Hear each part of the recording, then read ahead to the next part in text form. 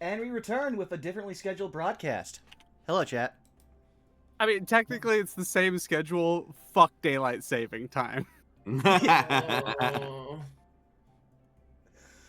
I was more speaking of the fact that, like, there's occasionally people I think that only follow the channel on certain days. So I'm wondering how many people will come in and be like, wait a second, this isn't gothic horror. I'm confused. Wait, hold on. It could Hold be. on. This is wrong. All of this is wrong.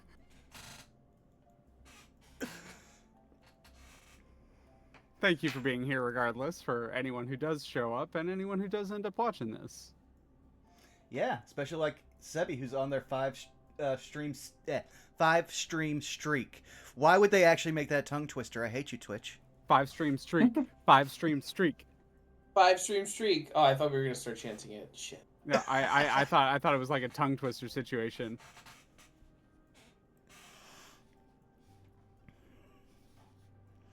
I mean, But regardless. Yeah. Oh, go ahead, baby. I was gonna say everything's a tongue twister with me because I've got an overbite. So.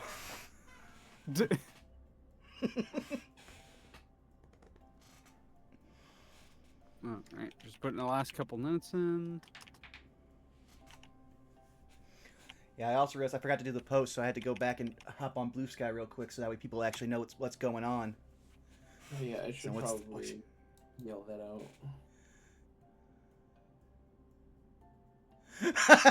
Yes, we didn't lose an hour. We gave it to women. True. I support women's wrongs, okay? I just want to say, if we lost that hour to give it to women, Where is it? Where is it? Where's my hour? Where's my fucking Where's my hour? hour? Where's my fucking Where's hour? the hour, Mansley? where the fuck is the hour I was supposed to get? I love that Iron Giant quote so Where's my much. fucking hour? Where's the hour, Mansley? Where's the robot, Mansley? Yeah. Shout out to International Women's Day. Women are my favorite guy. Women are my favorite guy.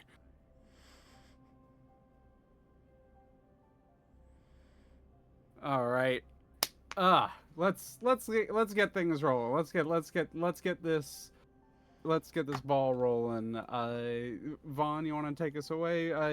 You're our host, so you tell us who introduces themselves first. All right, then I'm gonna pick someone at random. Molly, you go first. Oh, introducing ourselves? Yeah. Ah, hi. It's intro time. It's intro time. It is. I'm Molly, or Momo, otherwise known as Retro Spectacles. I play Holly, or Ryder, amongst our beautiful band of heroes. You can find me on Blue Sky at Retro Spectacles. I draw stuff sometimes when I'm not going crazy. Skelly, you go. Hi, everybody. I'm Skelly Alpha. I can be found on Twitch and Blue Sky under the same names. I stream just about every day and usually do some combination of D&D prep, tabletop itself, art, or some kind of Minecraft. Like, that's usually what's boiling down to lately. I got some fun hangouts planned for this coming week with some pals, including on March 10th, doing a fun archipelago run of Mario games with pal Pocky and Zito. So if you like that, feel free to tune in. Other than that, the finale for Paper Mario and the Cosmic Caper, a D&D game in the Paper Mario setting, is due for Thursday, and we are like right at the end. They might even run into the final boss next session. That'll do it for me. I'll pass it to Clary. Whoa, it's me. Hello. I speak Clary, otherwise known as Punky. Wow, it's insane how I had like the whole preamble in my brain like unfolding, and then as soon as you passed it to me, like a candle being blown out, every single one of the thoughts in my brain were gone. Hello everybody, I am Punky. I am your favorite not debuted PNG gift tuber. It'll happen eventually, I promise. You can find me at Twitch. I made her a thing to stream with. She has no excuses anymore. I have plenty of excuses actually. I actually have had a lot of things that are not streaming that I do still need to get done. It's funnier if you don't have any. That is true. That is true. It's funnier if people just imagine me sitting in like an unpainted room watching the wall dry. Question mark. Anyway, you can find me at Twitch. I am punky_o_o. You can find me on Blue Sky. I am pun-key. I also appear on this channel usually every other weekend, but this you get me for 3 weekends in a row. Ooh, lucky you guys. You can also find me on Tixdixel's channel every other Saturday, which would be next Saturday, where we do the Lost and the Found. And maybe you'll be able to find me in some more places soon. You can usually find me on Monday at Amusing Thalia's channel as well, who I'm actually going to pass it off to right now. Dribbles the talking skull. Wait, this isn't Sunday. Where did this skull come from? Hey, get that back! Help! Hello everyone, I am Leah, aka Thalia, aka Amusing Thalia on social media, YouTube, Blue Sky, Twitch, that shiz. You can find me here every Sunday, doing just about every Sunday, unless there's a egregious cancellation, doing either this or Those Who Wander for now, as I am currently guesting.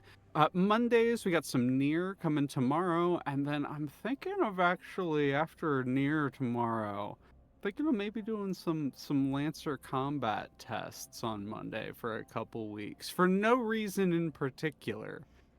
So maybe I'll try that out. So, you know, if Lancer interests you, you can come check that out. Not tomorrow, but a couple Mondays in the future. Moving on, Tuesdays, nothing right now. Wednesdays, at Guys Ghost Paws, doing some barotrauma. Thursdays, if you like this, more suits on my channel at Amusing Thalia. On Thursdays, at around the same time as we are currently at right now. Fridays at Distortion Devil, doing some Cazador's Guide to the Cosmos. And Saturday, nothing, leave me alone. And I'm fortunate. Shows like this are brought to you by Burnout Vaughn, and contributions to Burnout Vaughn from viewers like you. Which are typically contributions from Burnout Vaughn himself. I've got a running Which are joke. usually contributions from Burnout Vaughn. Yeah, no. There's one rule on this channel. Never actually hover over the gift sub thing and find out how many subs I've gifted to this channel. That's the one rule. Well, actually, no. First rule is always stay in the homies. That's rule 2. But yeah, no, hi, you've already found me here at twitch.tv/BurnoutVaughn. You can find me on Blue Sky and YouTube at Burnout Vaughn, over on Patreon, Burnout's Bar. Yeah, coming up, we just had our second episode of a student's detour through Baldur's Gate, where, yeah, we're totally not disrupting the entire, like, ecosystem of this, like, Druid Grove after setting foot in it, like, within 2 minutes. Definitely haven't robbed anyone or had someone else take a concussion. You know, things happen. But aside from that, then our coming week, we will have a return to more of the devil, where we are now being a successful Yakuza lawyer.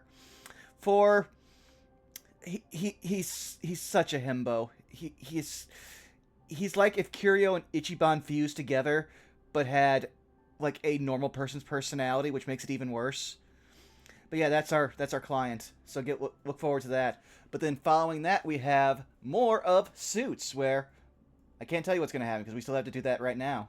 So I guess now it'd be time for us to go into our theme song. So let me just do that.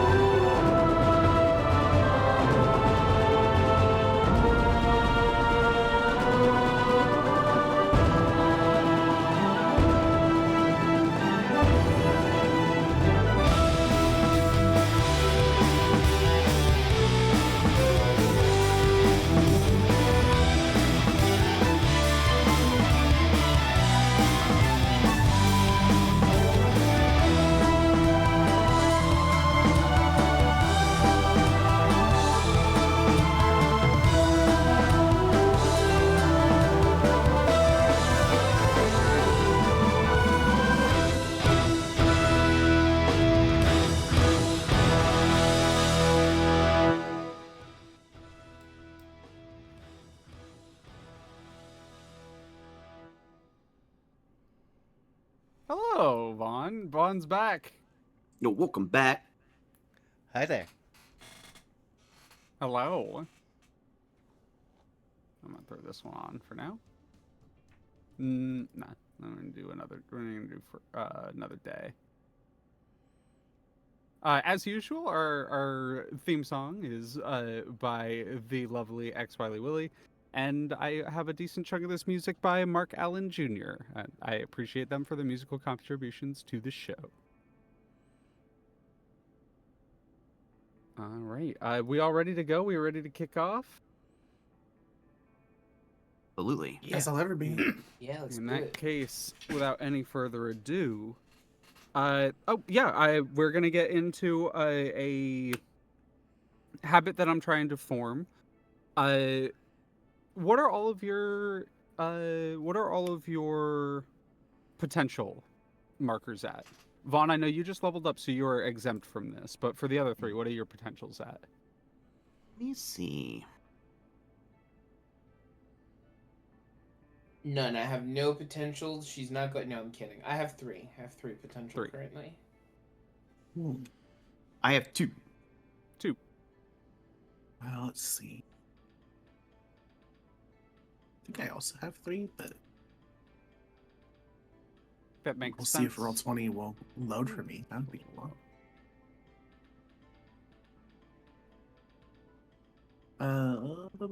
Yeah, I have 3. 3. Okay, in that case, Skelly, I will give you the option first. Would you like to do a recap for one potential?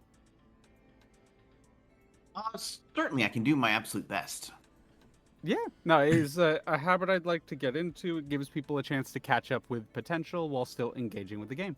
So go ahead. Certainly. So last we left off, we were starting to deal with the fallout with the strange the IDNI showing up and disappearing, appearing to have found like a token location that they were searching for.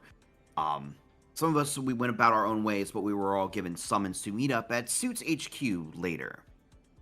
Some of us went about and either went home and relaxed, caught up with others.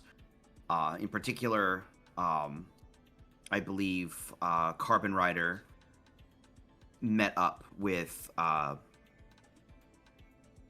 forgot your character's first name. Crap. Holly, yes, thank you. After the particular incident, since they were knocked out of battle early on when fighting the Gorillasaur. In particular for Black Mirror, she had went to go relax at home and also manage things at the Pentagonal Gallery, and happened to run into Robert II, and returning some items from an unfortunately past superhero.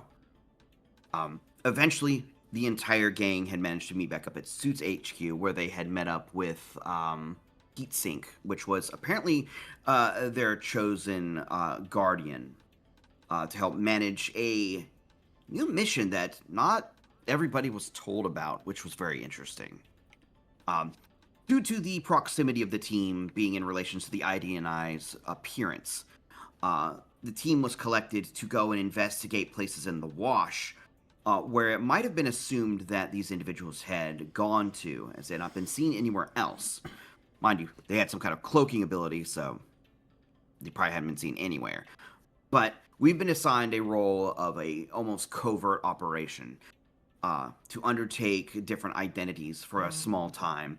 And from there, we would try to ascertain the IDNI itself, what they might be doing, and try to get that information back without it getting out.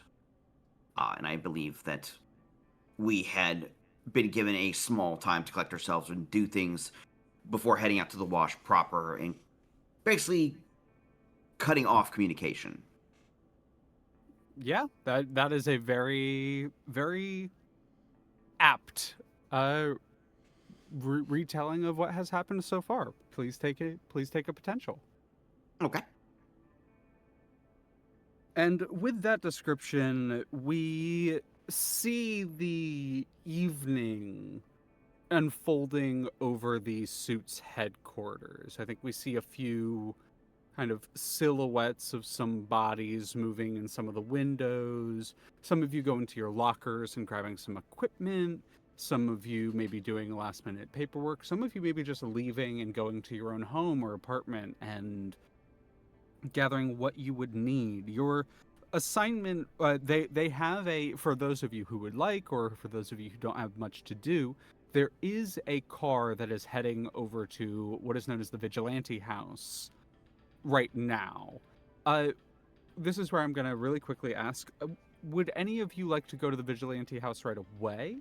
Or would any of you, or who would like to take some time gathering stuff, or have maybe some other scenes, etc., who feels like their character story is more appropriate, having some moments prior to heading out to the Vigilante house? I will go down the line. So Vaughn, what about you? Are you heading right there, or you have stuff to do first? Zeitgeist would definitely want to head to his apartment, mostly because he's the only member of the team, I think, who has a very visible fixed address, and that the fact that he's kind of the face of the Reclamation Zone heroes. So everyone knows where he lives, so it's a good idea if he's going to be going off the grid to publicly show that he's moving away from that apartment so people don't try to target him there.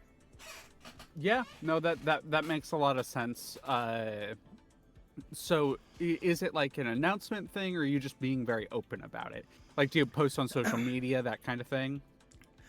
Yeah, he'd post on social media while also just knowing the fact that, like, if he tells his super, he knows that since she's kind of the, like, head of the neighborhood, it'll get around very quickly that he's, like, moving out, though he'll probably tell her since she's one of the few people Zeitgeist actually trusts, mostly because she's very no-nonsense, and so he's just like, okay, Miss Peishi, listen, it could be a month, it could be, like, 2 months, I don't know.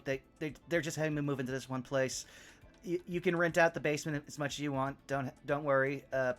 But I'll be in touch if you need someone to help at the bodega. You've got my number. It sounds like you have an idea for this character. Do you have a name for that? You said Miss Peishi? Yeah, Miss Peizhi. I don't have a last name for it because I'm terrible with other cultural last names. Okay, got it. Yeah. And what's your relation like? You said good relationship. What's her personality like? She's very tired. She's basically like a woman, I want to say probably mid 30s to early 40s, who's kind of become like the she's basically the person who's lived in this neighborhood the longest, despite the fact that it's had to become a reclamation zone. So she's probably been here for a good 10 to 20 years. And so any people that would have used to live here would have had to move back to find that she never left. So she's kind of become like a community like head there. And so Zeit always made sure to be close by and like deal with whatever she had, because she's very no nonsense. So if she called him, he would know, okay, this is important, I have to be here. Yeah, absolutely. So she would have kind of she would have arrived there, and what did you post on social media? What was the specific post? Was it like, hey, I'm moving to this place, or is it like big changes coming soon? What was the post? It would have been,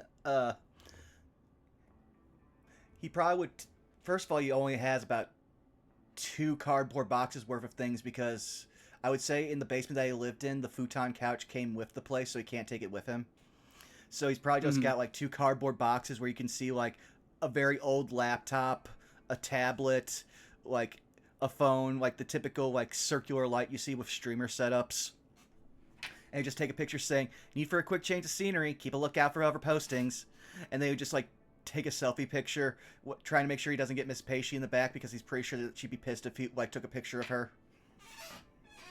Yeah, she's in one of those like long sleeve, like to the floor muumuu kind of situations, and she has like a little bonnet on her head.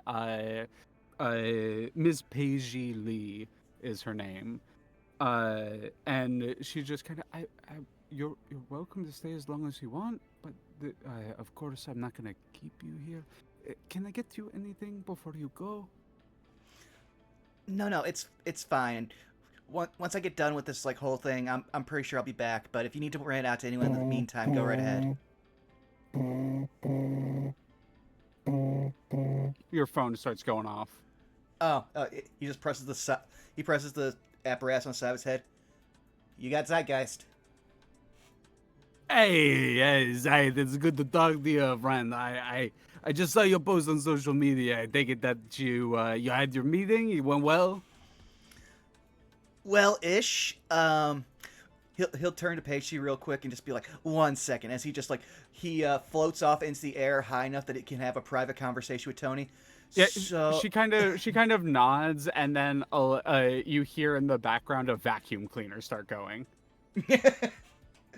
yeah, well, he'll hover up and then be like, okay, so good news, bad news. Good news is Suits has me doing some very like high-end work for them. Bad news is they don't want me doing any of it publicly, like at all. So pretty bad news for you, my publicist.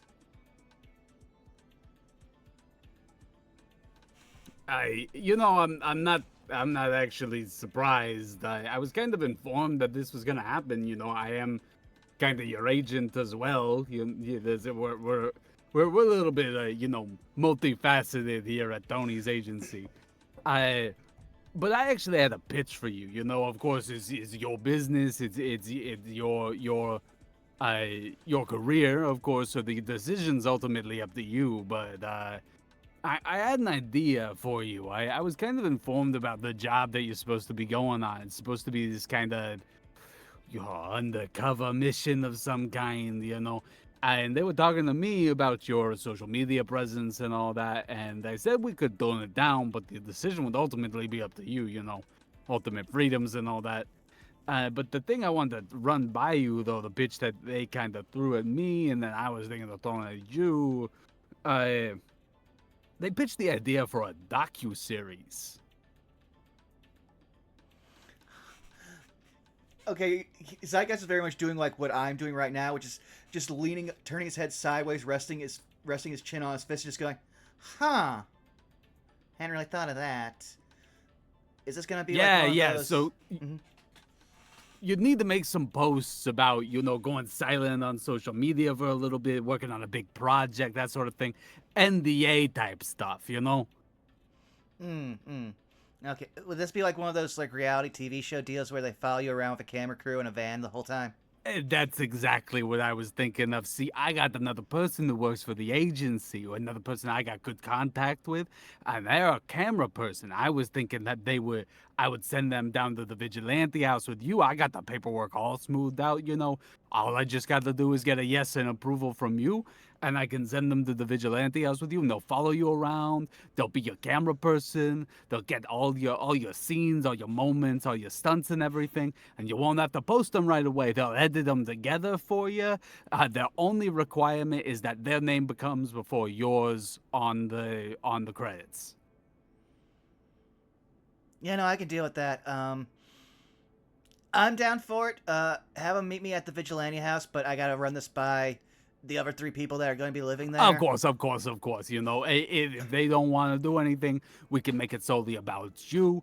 But it was originally pitched to me as some sort of like series of episodes, perhaps maybe little vignettes of all of you all as different characters doing cool things together, and then like putting them all together in like a compilation of sort, like a series. And making like a media out of it. Yeah, no, I can see that. I can get behind that. Like I said, I'm gonna have to at least sweet talk Spinner. That's gonna be the molehill I'm gonna have to climb. But aside from that, have you talked to Spinner about signing up with the agency yet? I mentioned she didn't give a hard no, did not give a solid maybe. I'm still working on it. That's not a no. That's not a no. But yeah, no, we'll see. Right now, I'm already gonna have to deal with our new handler, lovely lady, real peach, I'm sure, but not exactly the funnest person. So I'll see how this goes. I'll keep in touch. All right, you just let me know, okay? My number's always open. Will Except do, for when will it's do. not, and you get my secretary, of course. But you know, I'm always Hey, here. Gina's for you. lovely. Gina's lovely. All right, you have a good one, okay? All right. Talk to you later. Bye-bye.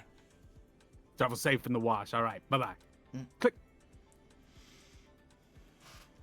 Yeah, Zygas at that point would be like, since this is probably happening not that long after the meeting, he probably just like pinch the bridge of his nose and sigh because he's at this point he's been going for probably just a little over 36 hours straight with no sleep. Just be like, all right, let's do this. Just Let's fucking go. wiped, yeah. You hear the Just- of the vacuum in the background. Yeah, he'll make sure to say a proper goodbye to Miss Paisley, but then he'll just slide one of his construct hands under both the boxes and just make a point of flying especially high over the wash so that way it'd be really hard to see him heading towards whatever address they may have given him. Well, actually, no, he probably actually had to like get that bread to meet up with Spinner, knowing them. All right, and then I'm going to, I believe, actually, rather than going across the, well, I was going to say rather than going across the Discord call, but it is actually to Spinner across the Discord call as well. So tossing it up to Spinner, what was Spinner's post-meeting have been like? Howdy. This is a great question. I'm actually deliberating between the two, and I'm curious to see which you would think would be more interesting. Normally, I would just like make an executive decision, but given that this game is very much about, much more about collaborative storytelling than other TTRPGs, I'm curious what the crew would think is interesting. Spinner has two routes here because her personal life is incredibly important and sacred to her in a way that keeps her sane. So the idea of living somewhere where everybody would know that she is Spinner is like a no-go for her. Because that like kind of compromises that boundary that she has.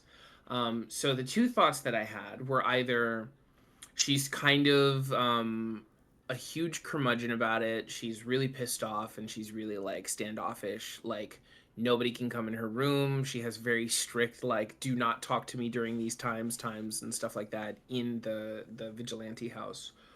Or and this was a funny one. She acts entirely nonchalant and she goes to the house like it's no problem. And it's because she's never at the house because she will just go into her room, close the door, lock it, and then just like teleport back to her apartment and hang out there because like why wouldn't she, right? Yeah. No, I think both of them make sense. So it's either you move your full place over or it's bare walls because you're never actually there. Yeah.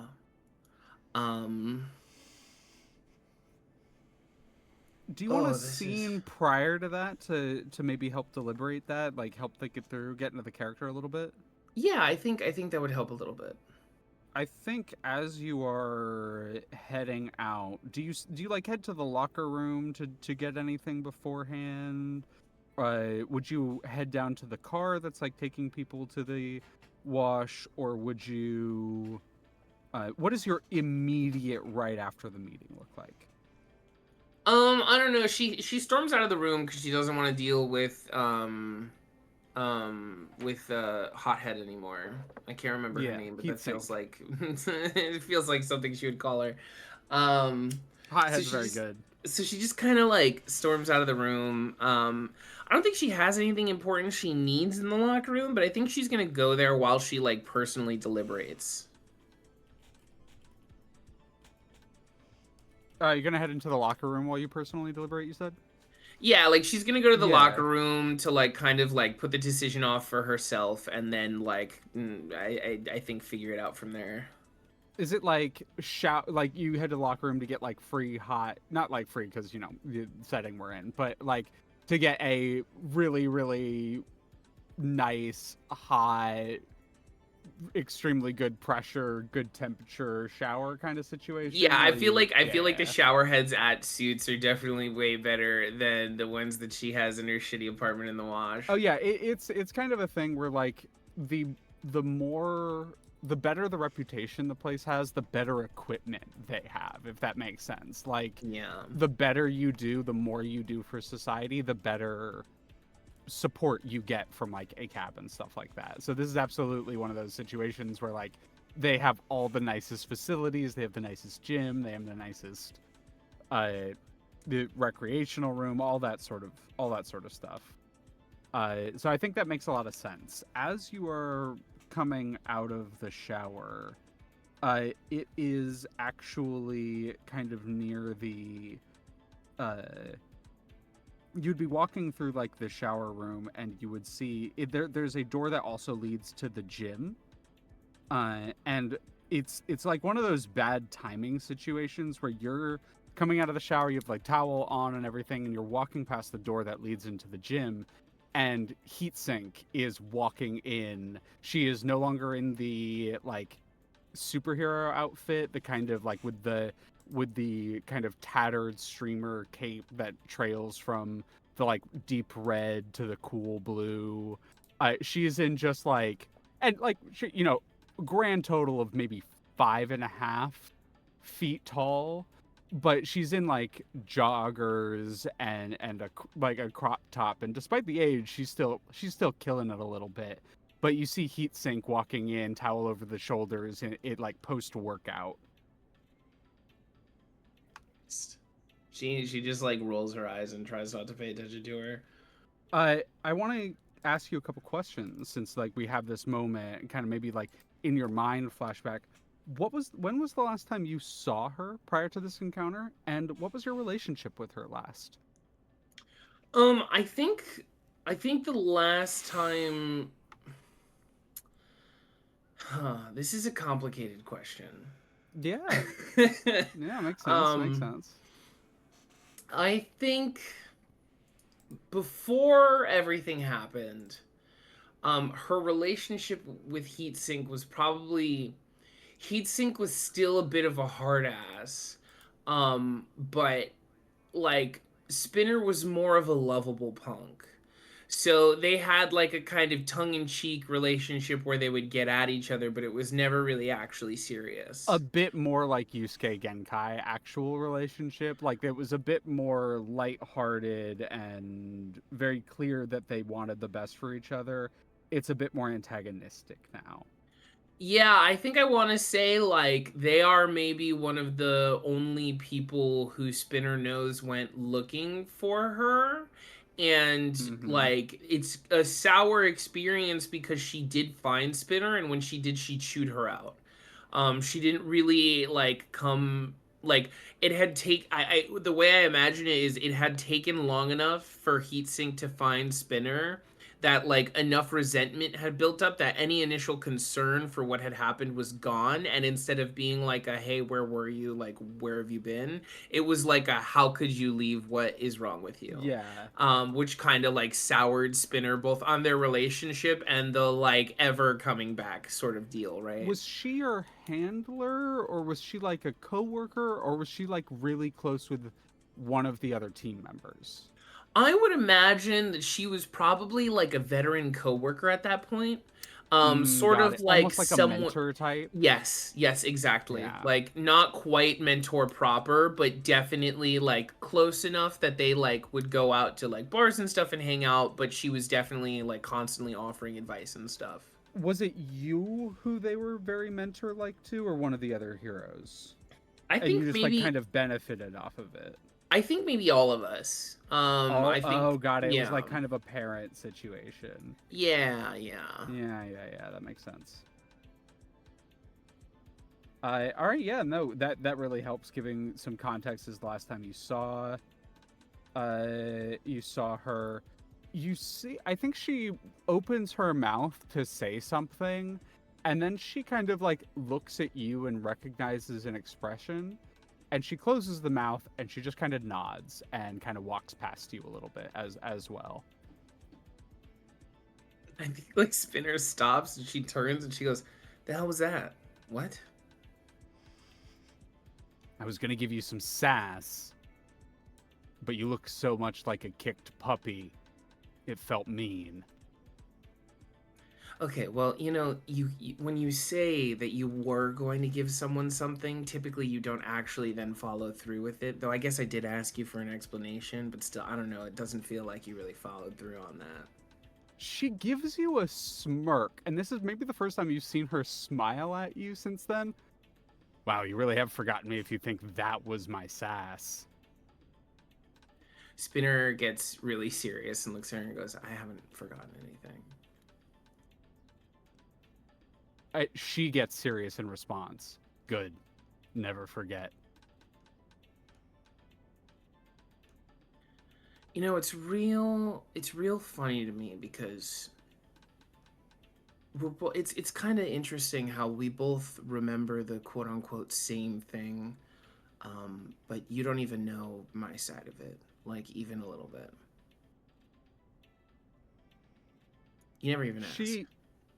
She kind of stops, like she was like still kind of half turning, and then she like turns fully to look at you, and she's gonna like take the towel off and set it on the bench and kind of sit down, and she does the like hands on the legs spread out. She does the full like woman spreading thing on the bench, and looks up at you.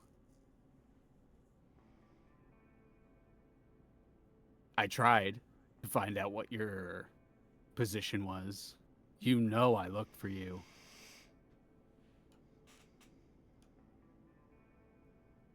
Yeah, I know you looked for me so that you could find me and so you could chew me out.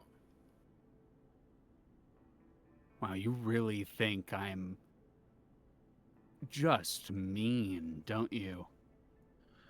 No, but what am I supposed to think when the only person who came looking for me chewed me the fuck out instead of, I don't know, asking me to come back? How do you think I felt when the only person who survived that encounter avoided me like the plague? I How do you wasn't there for you all during that. I was taking a day off.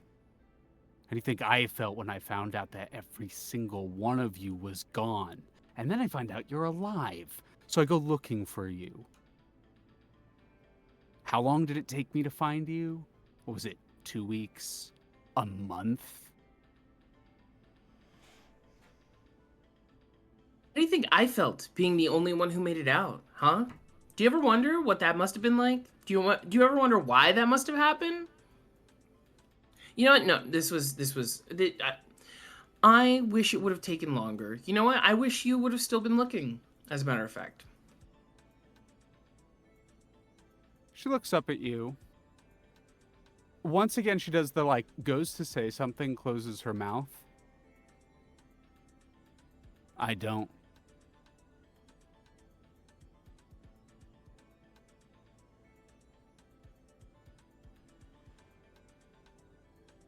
Spinner just kind of like regards her. And her face like sours a little bit. And now it's her turn to look like she's going to say something. And she closes her mouth and she just shakes her head. And she turns around to leave. And as she's leaving, like in the doorway, she stops and she says, I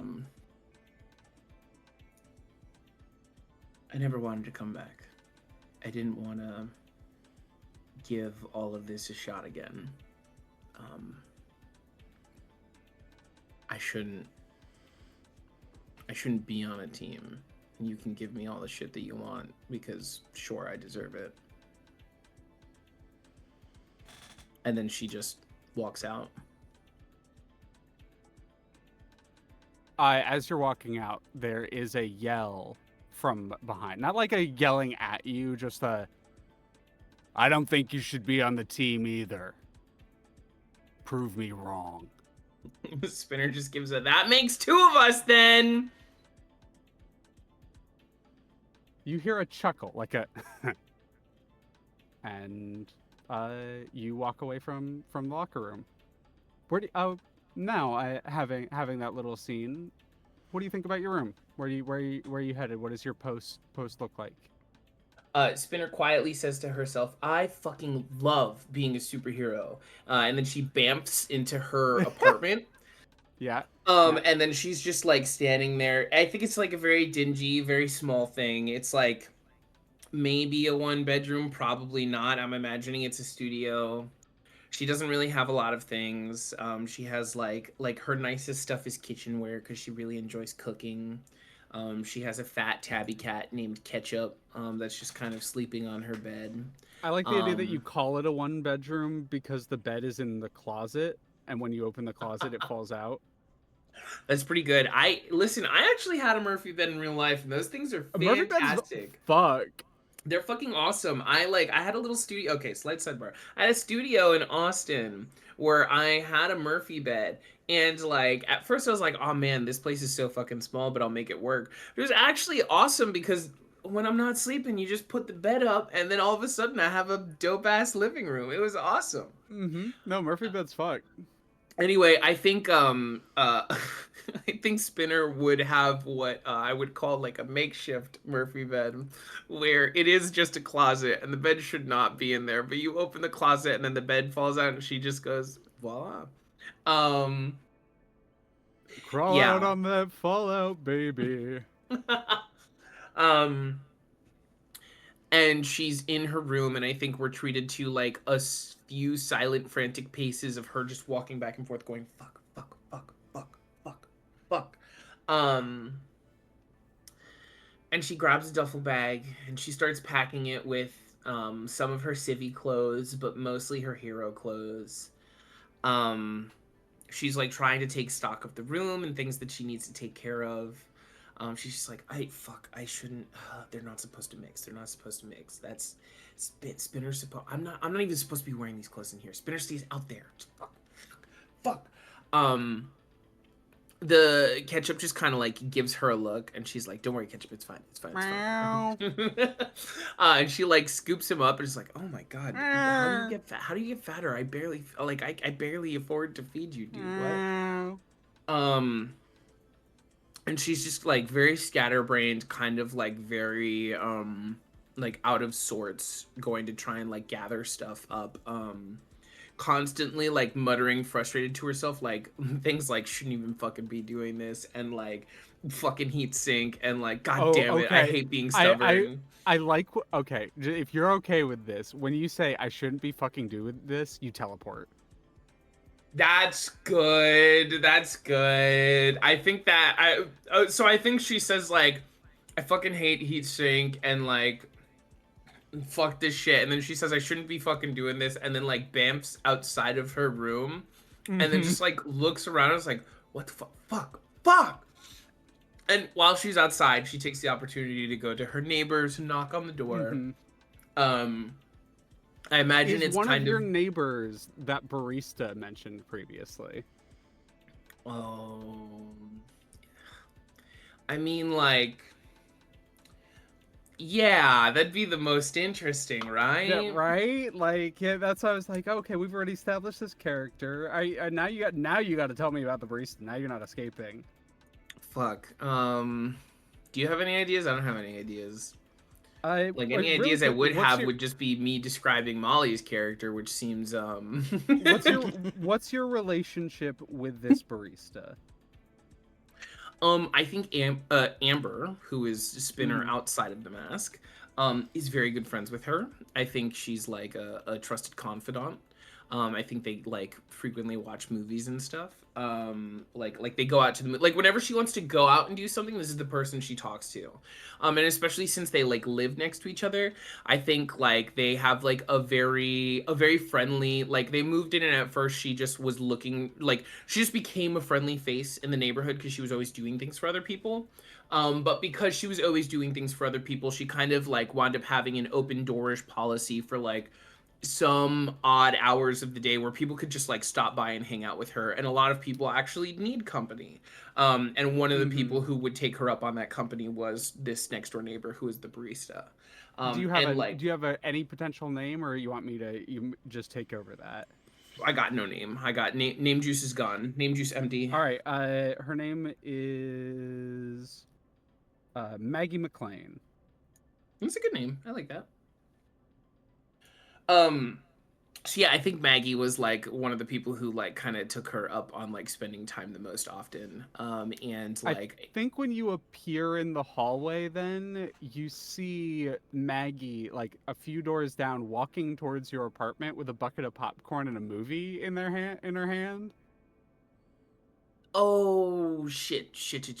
We didn't. Is it not movie night? Well, I mean, I didn't. Is it? I don't. Fuck. Is it movie night? And then she looks at her calendar. She goes, "Shit, it's movie night. Fuck. Okay. Okay. This is actually We were gonna watch great. Evil Dead Rise. Yeah, I know it was gonna be great. Except this is good timing or maybe bad time. I'm not really sure. Um, I have to go for a work thing. Kind of furrows the brow. You work? Yeah, I thought you just did like freelance art. well, I mean, like, it's kind of like you could kind of describe it as art. You're acting weird. I'm gonna make a decision in this moment. She says, you can kind of describe it as art, and she just like bamps like a couple steps to the side. I think this is something that she has done before, and Maggie, as many of the people in her community know, that that's something that she can do, but have never like connected the two because Amber is very insistent on like, I will never be a hero. I don't want to. I just teleport Oh, randomly. I don't hey, know why you it know, I happens. met someone just today who sounded exactly like you. She had like a whole superhero getup and everything. It was awesome. That's so interesting. That's so interesting. That's so interesting. Um, yeah, no, I mean, I guess other Right? I think people. she's friends with like the local hero Zeitgeist. I'm a big fan of his, by the way. Yeah, I think he's pretty cool. Um, I don't. Yeah, no, I mean, I guess a lot of people could get teleportation powers, right? Like that's a cool thing. So it makes This sense is that there me would be laughing like right now. This is she kind of like furrows her brow and gives a like, yeah, that definitely wasn't a weird thing to say. I don't know you brought it up because of that, right? Like, I mean, I was just kind of reminded, and you see her face just kind of drop. Wait a second. so I have to cancel movie night. I have to cancel movie night for a little bit because I'm busy. What's up? I'm a little bit in a hurry. Are you Just like a little bit of a hurry. No, no, no, no, no, no. I told you I would never do that. I hate that shit. when you say I hate that shit, you teleport. She said that. That's in character. She goes, "Fuck." Okay. I'm indifferent to that shit. You teleport again. Fuck. I think it's kind of cool, but it's a lot of responsibility, and I would never want to do it personally. No, this is up to you. Do you teleport? No. No. She kind of looks at you. She waits for you to teleport again. But you are a superhero, right? No, I'm not. She bamfs again, and then she goes, see, I don't even have control over my power. And then she bamfs again, and she's like, I don't know why this happens. You told me that you teleport when you lie. I don't know if you remember, but you were really drunk when you told me. I don't remember ever saying that. She does not teleport. Yep, she does not teleport. Okay, that makes sense. Okay,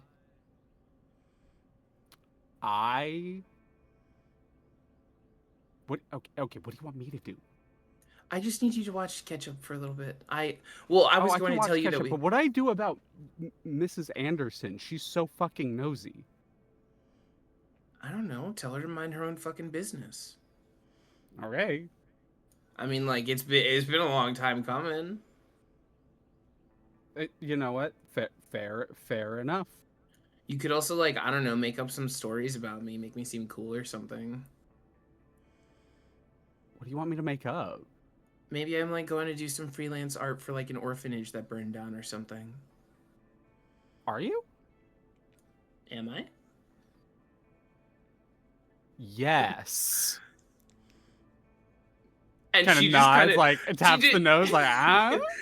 Spinner just kind of like gives her a look and like raises her eyebrows and like shrugs a little bit.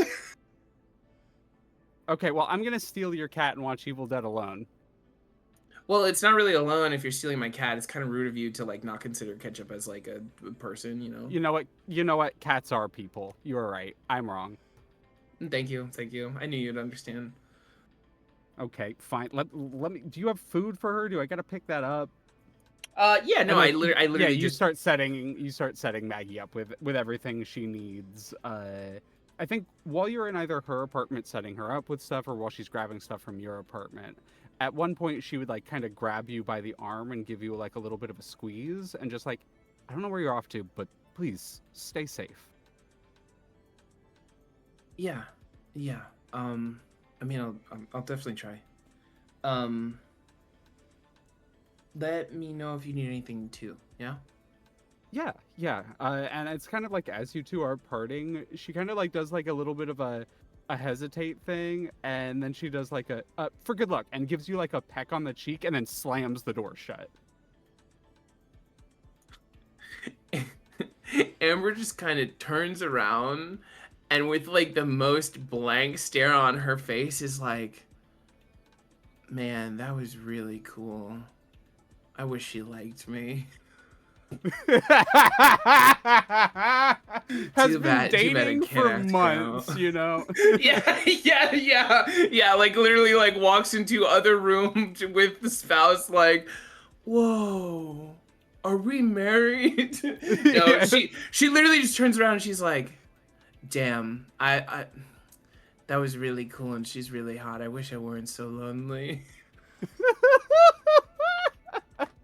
And then grabs her duffel bag, and then she says, she furrows her brow and she gets really pissed off and she just kind of looks at the ground. She goes, I really fucking hate being a superhero. And then she bamps because she knows she's going to. Yeah. And the worst part about this, you can say I love being a superhero and I hate being a superhero and teleport on both of them because they are both Because they're true both and true false. both false, yes. That's amazing. I love that. And we see you disappear out of the scene, and we're gonna keep going across. Momo. What does your immediate after the meeting look like?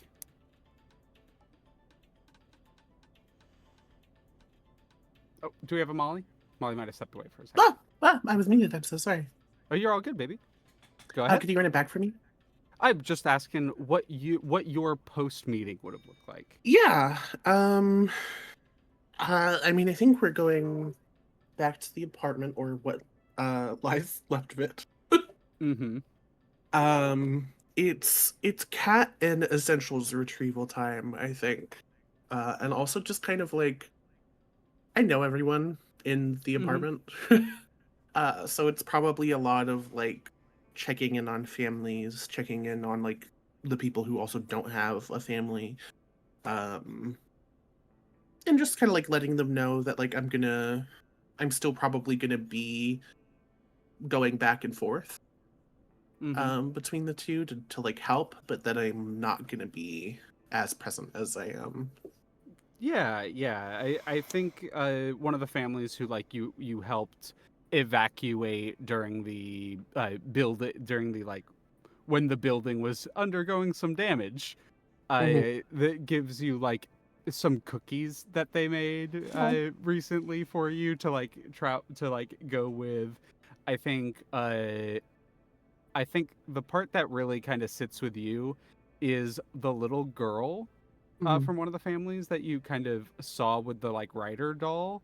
Hands you a folded up piece of paper that says like in crayon, that has in crayon writer written on front, and then holds it out to you. Am I in the presence of like the family? I think the parent would go, she's been working on that for you. She thinks you know the writer. Wants you to give it to them. Oh, yeah, I can do that. Absolutely. Kind of jumps up and down and kind of nods like emphatically at the mom and then at you, and then gives you a wink. Mm-hmm. I will give a wink as well back, just very casually. I'll put like I'll like wait for a moment when the parents aren't looking, and I'll just like put my finger to my lips. The little girl does the same thing in response. And as you kind of like head out, say your goodbyes from them, and open up the little piece of paper, it is a crayon drawing of the little girl in the middle holding hands with you on one side and Sparkle Rider on the other. There's like, I just kind of like look at the drawing and I'm like, it's gonna have Ferris. Just kind of like stuff it into my pocket. Yeah, and I think this is absolutely a great time to give a little insight, and I would love your help with this, into Sparkle Rider and what your relationship is with her and what your sort of dynamic is, both in and out of Rider costume. I think for some context on what I have written about Sparkle is Sparkle is one of the most famous vigilantes that has ever really existed in the New Columbia area. She had it kind of almost like in a zeitgeist way is responsible for a few different areas that have been reclaimed by the community and by the city itself.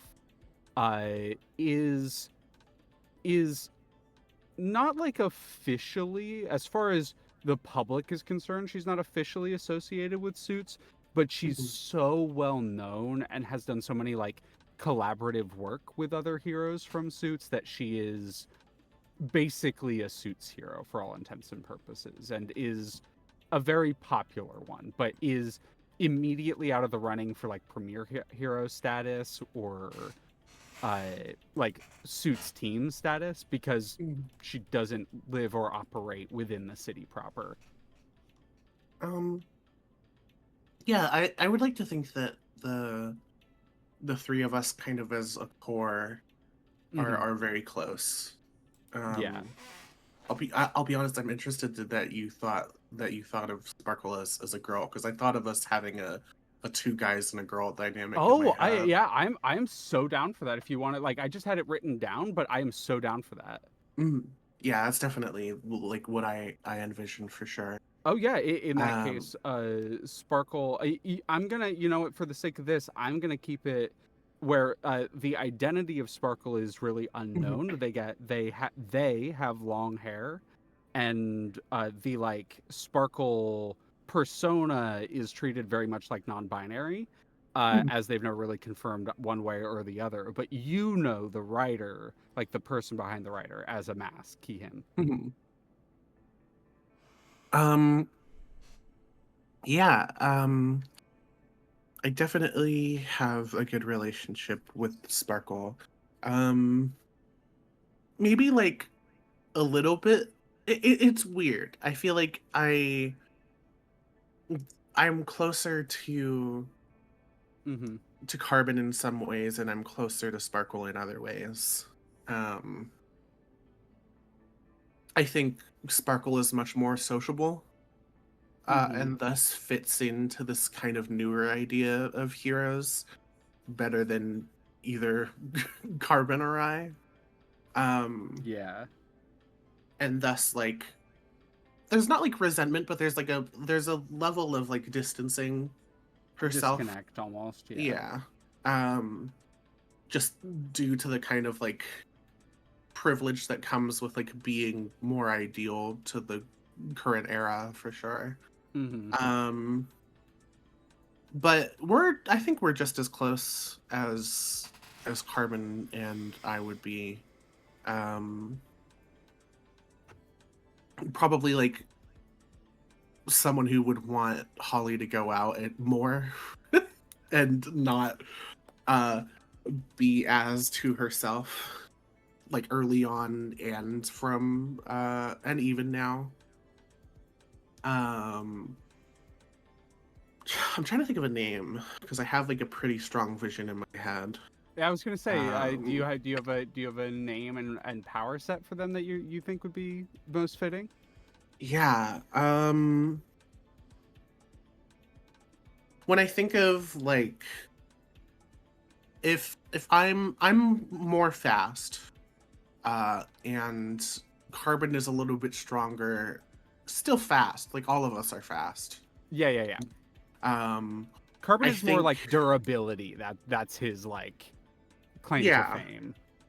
Um, I think that Sparkle would have some kind of more like superpowers, in the Mm-hmm. sense of like I think of like telekinesis. I don't think that I think that Sparkle is probably the slowest out of the three of us, but makes up for it with Yeah. powers of just kind of like imbuing himself with energy in order to be as fast as we are.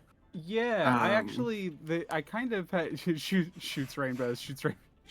Yes, I think her name's Sparkles. I think she should shoot rainbows is all. Get him with the glitter. Or at least has a this is rainbow kind of trail the when she character runs. related to you, so you have the ultimate say Mhm. on it. I mean the overall vision is a Sonic the Hedgehog, a Shadow the Hedgehog, and a Silver the Hedgehog. Yeah, yeah. And this is very much our Silver the Hedgehog of like Carbon and I are beating the shit out of and running circles around things, and Sparkle is cleaning up the the mess. Mm-hmm. And removing the rubble with powers. Definitely still running circles around, but because of his powers, I think he's able to do like a little bit more, and thus is showier.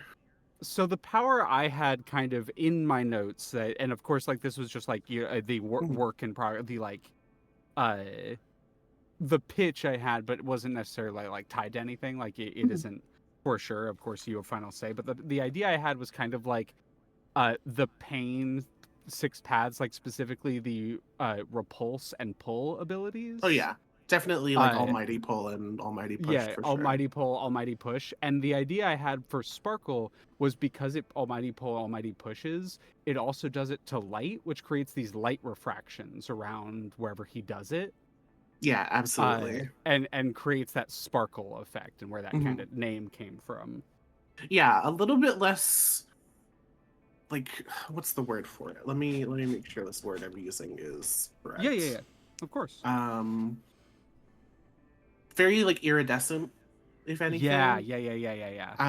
Like just that, like when you look at the light in a bubble.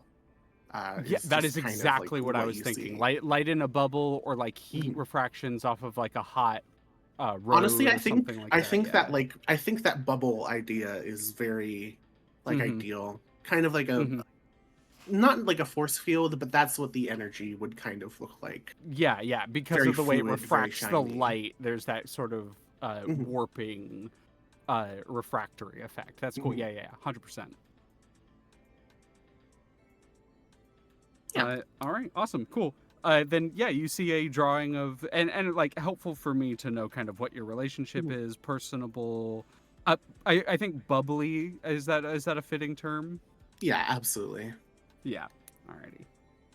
I will make sure to write that down. Then yeah, you see a drawing of the two of you, kind of depicted with holding hands with this little girl, and that is what she gave you as a gift. And then I think that Sparkle's name is Kaiji. Kaiji. Kaiji. Got it. Do you know his last name? I didn't have a name for either of them in my head. Yeah, no, that's totally fine. But you are free to come up with last Kaiji names for either of them. Sato is his last name. All right, yeah. Kaiji and Alejandro are your other writers. Make sure I have that written down. Writers are Kaiji,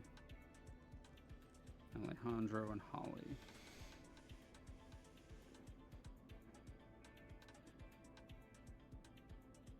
Alrighty. Awesome. Thank you very much. As you are heading out of the building, kind of having talked with everyone, gathered your stuff, we're kind of leaning against a street lamp, both himself and the bike that he took to get here, in street clothes with the like collar slightly popped. Does Alejandro smoke? Oh yeah, absolutely. Oh yeah, then absolutely, like kind of looking up into the night sky while smoking a cigarette would like look towards you, and no, he wouldn't flick the cigarette. He's the kind of cool person who like reaches down, puts it out, takes out a little like black case and like Mhm. stuffs it in there. He has like his own little like personal trash for it, and then slips it back into his jacket. Gestures at the bike. Was wondering if maybe you wanted a ride? Oh, yeah, sure. Why not? It's been a A bit. little bit more subtle than, sprinting through the wash.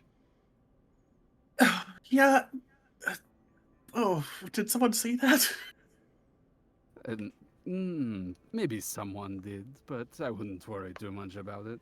You were running through the city, most of it from Suits to here, so you don't have to worry too much. Plus, it kind of gestures around. We're just on the edge of the wash. Not something you have to be worried about yet, but coming up, probably.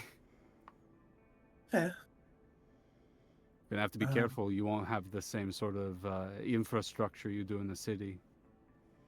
Yeah, that's true. Well, on I go, I guess. Yeah. Hop on. I'm going to be. I'm sure you know, but Kaiji's place is pretty close to the Vigilante house. Do you want me to drop you off there? I Oh, know that gosh. he wanted to say hi since you were going to be in the area. Sure. Yeah, it's been a bit since I've seen him. That sounds fine. Cool. I'll drop you off there. And revs the bike up. Two of you go driving off through the city. This is where I hold it out to you, Momo. Is there? We will come back, of course, to the you and Kaiji scene. But is there any more you want to do right now with this scene with Carbon? No, I think it's just awkwardly clinging on to this man who I've known for a very long time.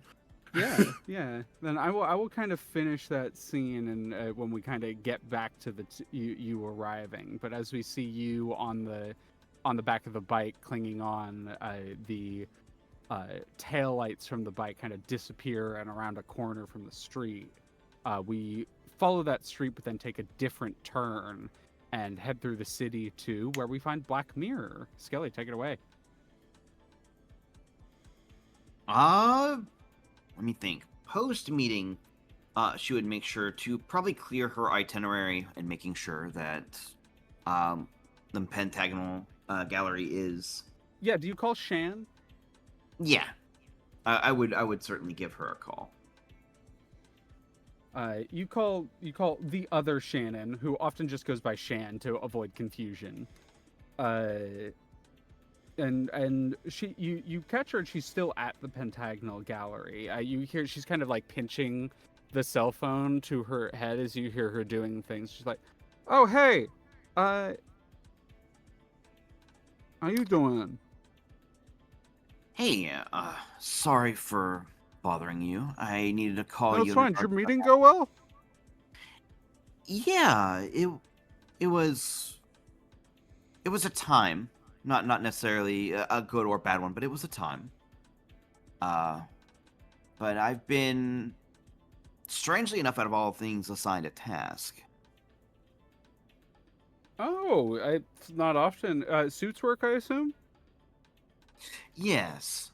We'll Yeah, it be makes doing- sense. Been a while since you've gotten a commission. Yeah. So I wanted to make sure to like arrange like itinerary and schedule changes and the like. I'm going to be out of pocket for a little while. Oh, well, I can take care of everything that the gallery needs. Do you need anything?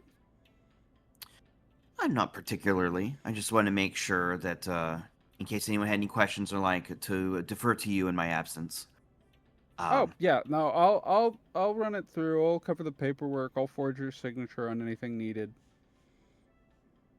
Fabulous. Just make sure it's things that the Pentagonal Gallery needs this time around. And she says a little jokingly. Yeah, you hear her kind of adjust the phone. Yeah, you okay? Yeah, I suppose I'm just a little unused to what's coming up. It's a little outside of my wheelhouse, but consider me a little nervous. You know, I'm Whew. Yeah. be working with individuals I don't particularly know. So Well, you do your best. That's all you can do. I appreciate that, Shen. Unfortunately, that drink that we talked about the other night might have to wait a little longer. Yeah. No, it's all good with me. It's all good with me, hon. All right, I had to go pack up a couple gadgets and things for the trip ahead in the up in the suite. So I'll have to catch you later. Yeah. No, catch you around, hon. Absolutely. And she'll kindly hang up after a moment, and she will head up to her home, where she will gather a couple little gadgets and the like, some extra styluses and things. And there's actually a couple other little extra things that she grabs. Mm-hmm. Kind of on the side, it almost looks like something that she didn't make or have made. Like, it doesn't necessarily match her aesthetic, but it looks like there's like gadgets and things, maybe like smoke grenades and things of that nature, that she rounds up. She doesn't appear to usually have that kind of toolkit, nor does she really have somewhere like on her belt that looks like that would fit these items. But she would pack them up as a just in case. It looks like there might be something maybe to overload some kind of like electrical system, like it gives off like electrical discharge, maybe like a smoke grenade or three. But it looks, I guess, maybe a little off from her usual toolkit. Most of the things she grabbed were usual styluses, an extra, like, it looks like a black mirror sheen art tablet. But this is like an actual like equipment bag. Yeah. Because Awesome. when fighting like being ready for like the gorilla sword and stuff, she didn't have anything like that on her person. Like, it's not her No, usual that makes toolkit. sense. That makes sense. But she would load up just in case, and she would kind of head to. I would assume there'd be like the ride you said out to the wash. She would probably meet up with whatever could provide conveyance out there proper. Yeah, so you're very like and this makes sense with Black Mirror's character. You're very like to the point, to the character, to very on task, I think is a good term for it. You are very no nonsense. And so I think you like gather all your equipment and anything and get ready to head out to the wash pretty much without incident. There would be something before she leaves. Yeah. Her home, now that I'm thinking about it. There is a moment where she actually like stops by the fridge for a second. Where all those magnets are, and kind of like look at them. And then she would go over to her counter. There's like, a counter, there's like some organizational, maybe like half office supplies kind of like on a section of the counter. And there's an area where it has like where you can like put papers in different sections. For just a moment, she'll kind of like reach into one of those and pull out. Kind of, it looks like a stack of pieces of art, and kind of like thumb through them for just a moment. Like something's crossing her mind. Doesn't look like anything she's drawn. But she'll thumb through those. They all look like they've been drawn by different people and individuals. And like, almost like she's trying to remember something, or maybe reminisce on something, before she will put them away and she will leave. As you're putting them away, one of them slides out from the stack and falls to the floor. Which one is it? It would probably be... It looks like a rather... Probably a young kid's drawing, maybe, almost. Mm-hmm. Oh, God, Skelly, you're setting me up so fucking perfectly. Thank you. And she would, like... She would pick it up and look at it. Almost stoic-faced.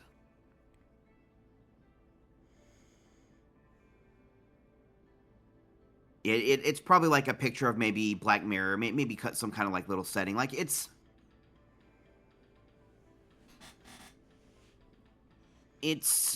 maybe like your usual, like it's a tree, there's a flower, on a hill, that kind of thing.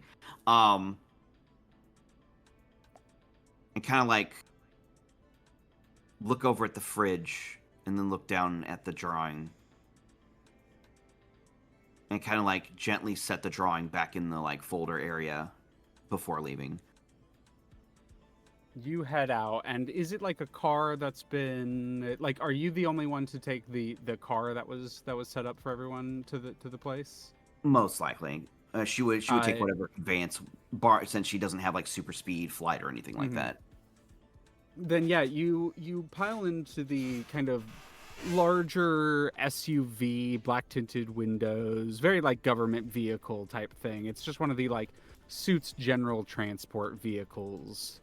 And as you hop in, the only other individual who's in here is Mia, who you would really only recognize as Heat Sink, who is sitting on the opposite side and is just looking out the window as you come in to sit down. She would like look over towards you, give you just a curt nod before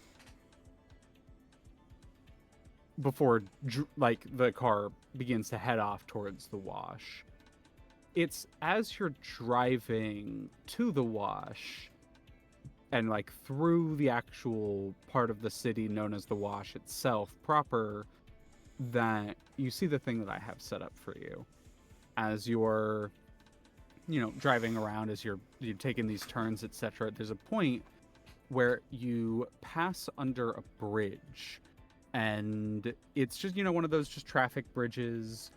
There are the sidewalks on either side. There's the flat concrete against where the sidewalks are that's like holding up the walls for the supports for the bridge and everything.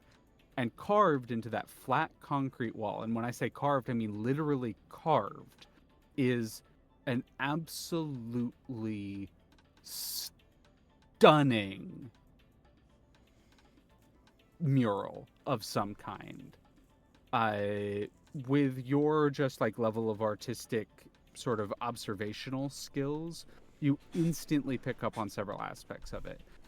One, this was literally done by chipping away the concrete slowly over a long period of time. This was not, and it doesn't look like it was done with like an actual chisel or anything like that. You notice that spread out on the ground beneath this mural is a bunch of chunks of like concrete that have like come off from the sidewalk, or bits of asphalt that have come off from the like road itself from disrepair and from lack of infrastructure and all that. And whoever made this, they're like all of these like chunks of various concrete are just kind of pushed into a pile near the base of it, and it's not finished yet. It's like 3/4 of the way done, maybe. But you actually see it is and I want you to describe what it looks like, because it is a homage. It is someone doing in their own style, with their own medium of very clearly, one of your most famous art pieces, and specifically one that like gives the feeling or energy or vibe of revolution or freedom or artistic expression of some kind. What does it look like?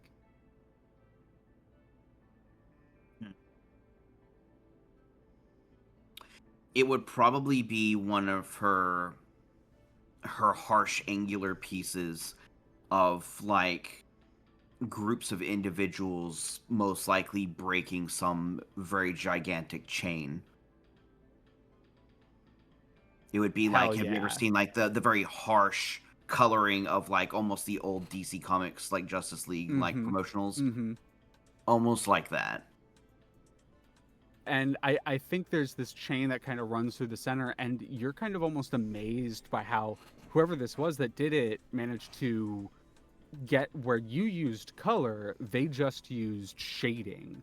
And like one of the pieces of black asphalt, they like scraped along certain sections to give it that really, really harsh, like cell shading almost. How does Black Mirror feel? What is the like? What is Black Mirror's response to seeing this? I guess the first thing would be, is the car still moving? Yeah, the car is definitely like it's like you see this as you're driving. It's one of those like, you know, you're driving through the city late at night, the kind of street lamps flashing over while you're driving this mural, just kind of almost in slow motion. You pass by it under this bridge. She would politely ask, if you wouldn't mind, could we stop the car a second? Driver, stop. And there's a almost like a little too quickly in response to Heatsink saying that, just kind of. Oh yeah, a Black Mirror just like hang onto the car for a second. I'll be just a moment. And If you need anything. She will give a nod, and she will step out to go like take a look at it. She would like be standing below it. It's difficult to tell if she's admiring or not. She still has that very stoic look. And there's this bit of her that kind of goes up to it and like looks at one of the angles and could be like, could have done this a little better. Could have, no. And just like holds her hand in her face. As you give that no, you notice something you didn't notice before. It's in like one of the darker sections. You see that someone, and you kind of like lean in and see the like flaking that's happening with it, and see the like very dark maroon color that it's turned into. Someone very clearly cut themselves while working on this and used that to color in some sections.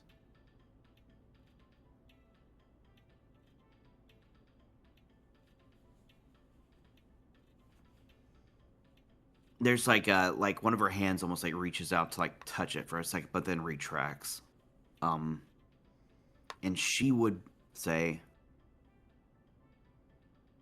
"No, it's fine. It."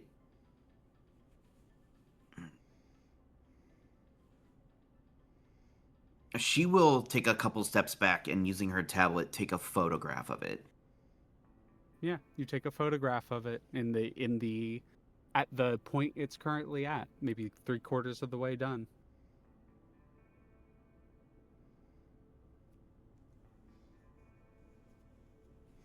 She'll just stare at it for probably like 10 more seconds, then walk back to the car. Mia would like look over at you. Everything okay? See something that needs to be worried about? No. Someone is attempting their own take on one of my more popular pieces. There's nothing wrong with it. There is nothing wrong with it. Kind of gives you like a okay.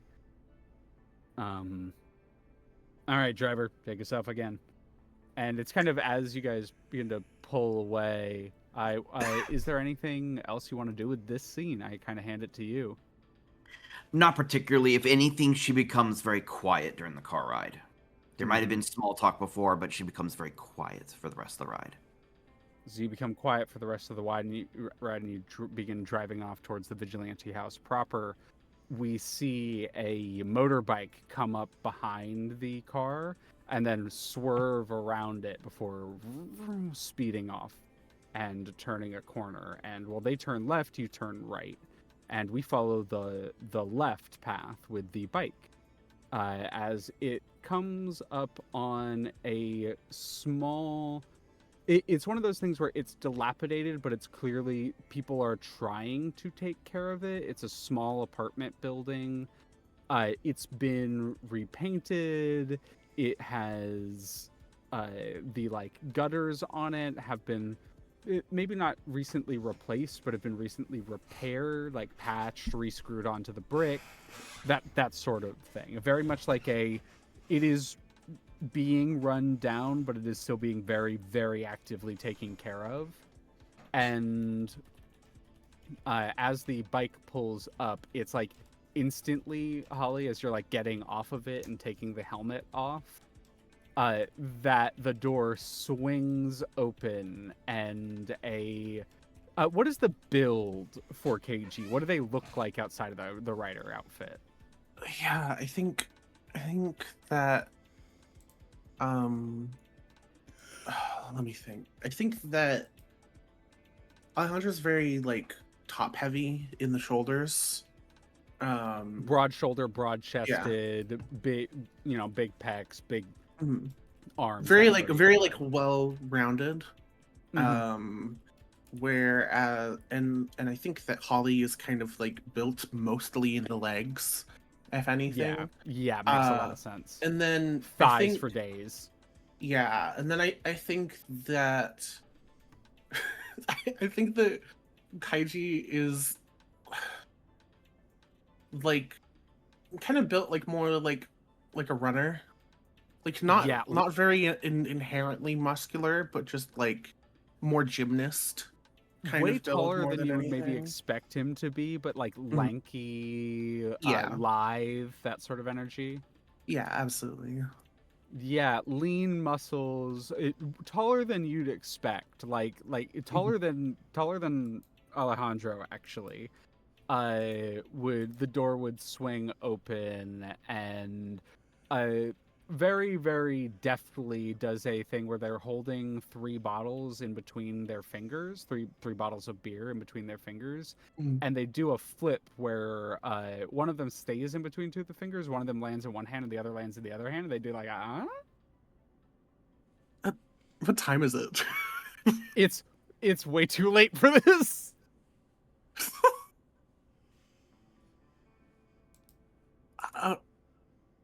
Kaiji, I have somewhere else to be, immediately after this. What do you mean you don't want... I got Sapporo. Okay. Sure. Come in.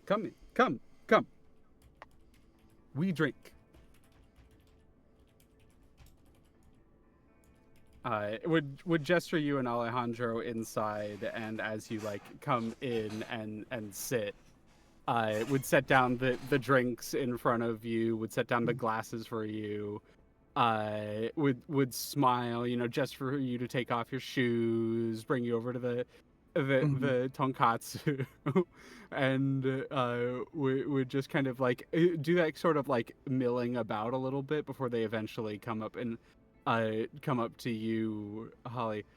So good to see you. Come, hug. Well,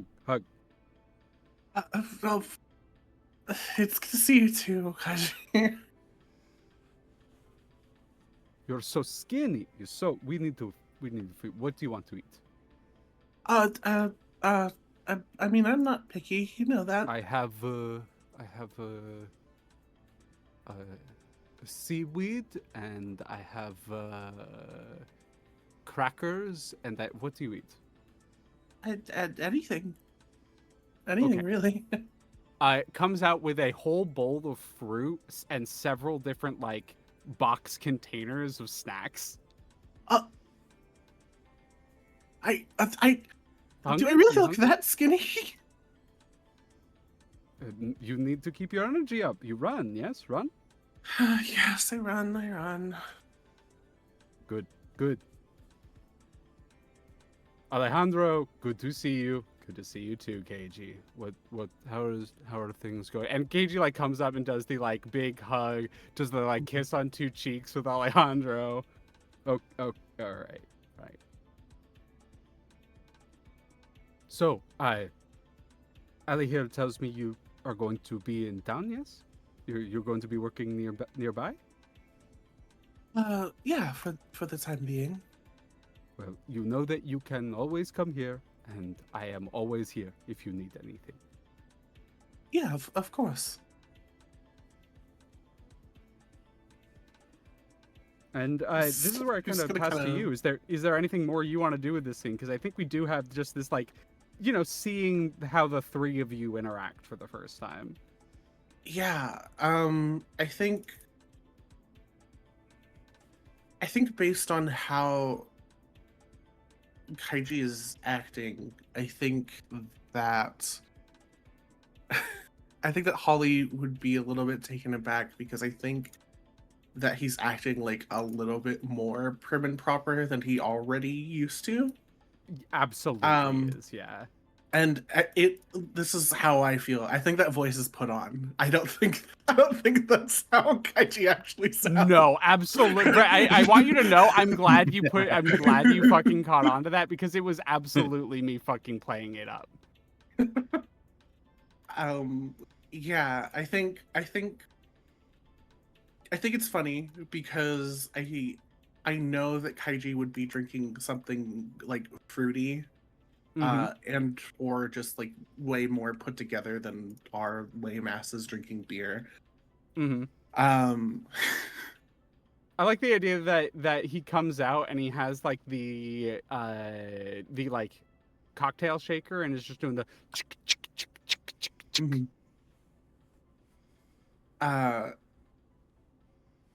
I don't think it would be Holly to point it out, but it would have to be pointed out at some point that he's putting on a voice, and it would probably be Alejandro more than anything. Yeah, Alejandro, it's at some point where KG sits down and Alejandro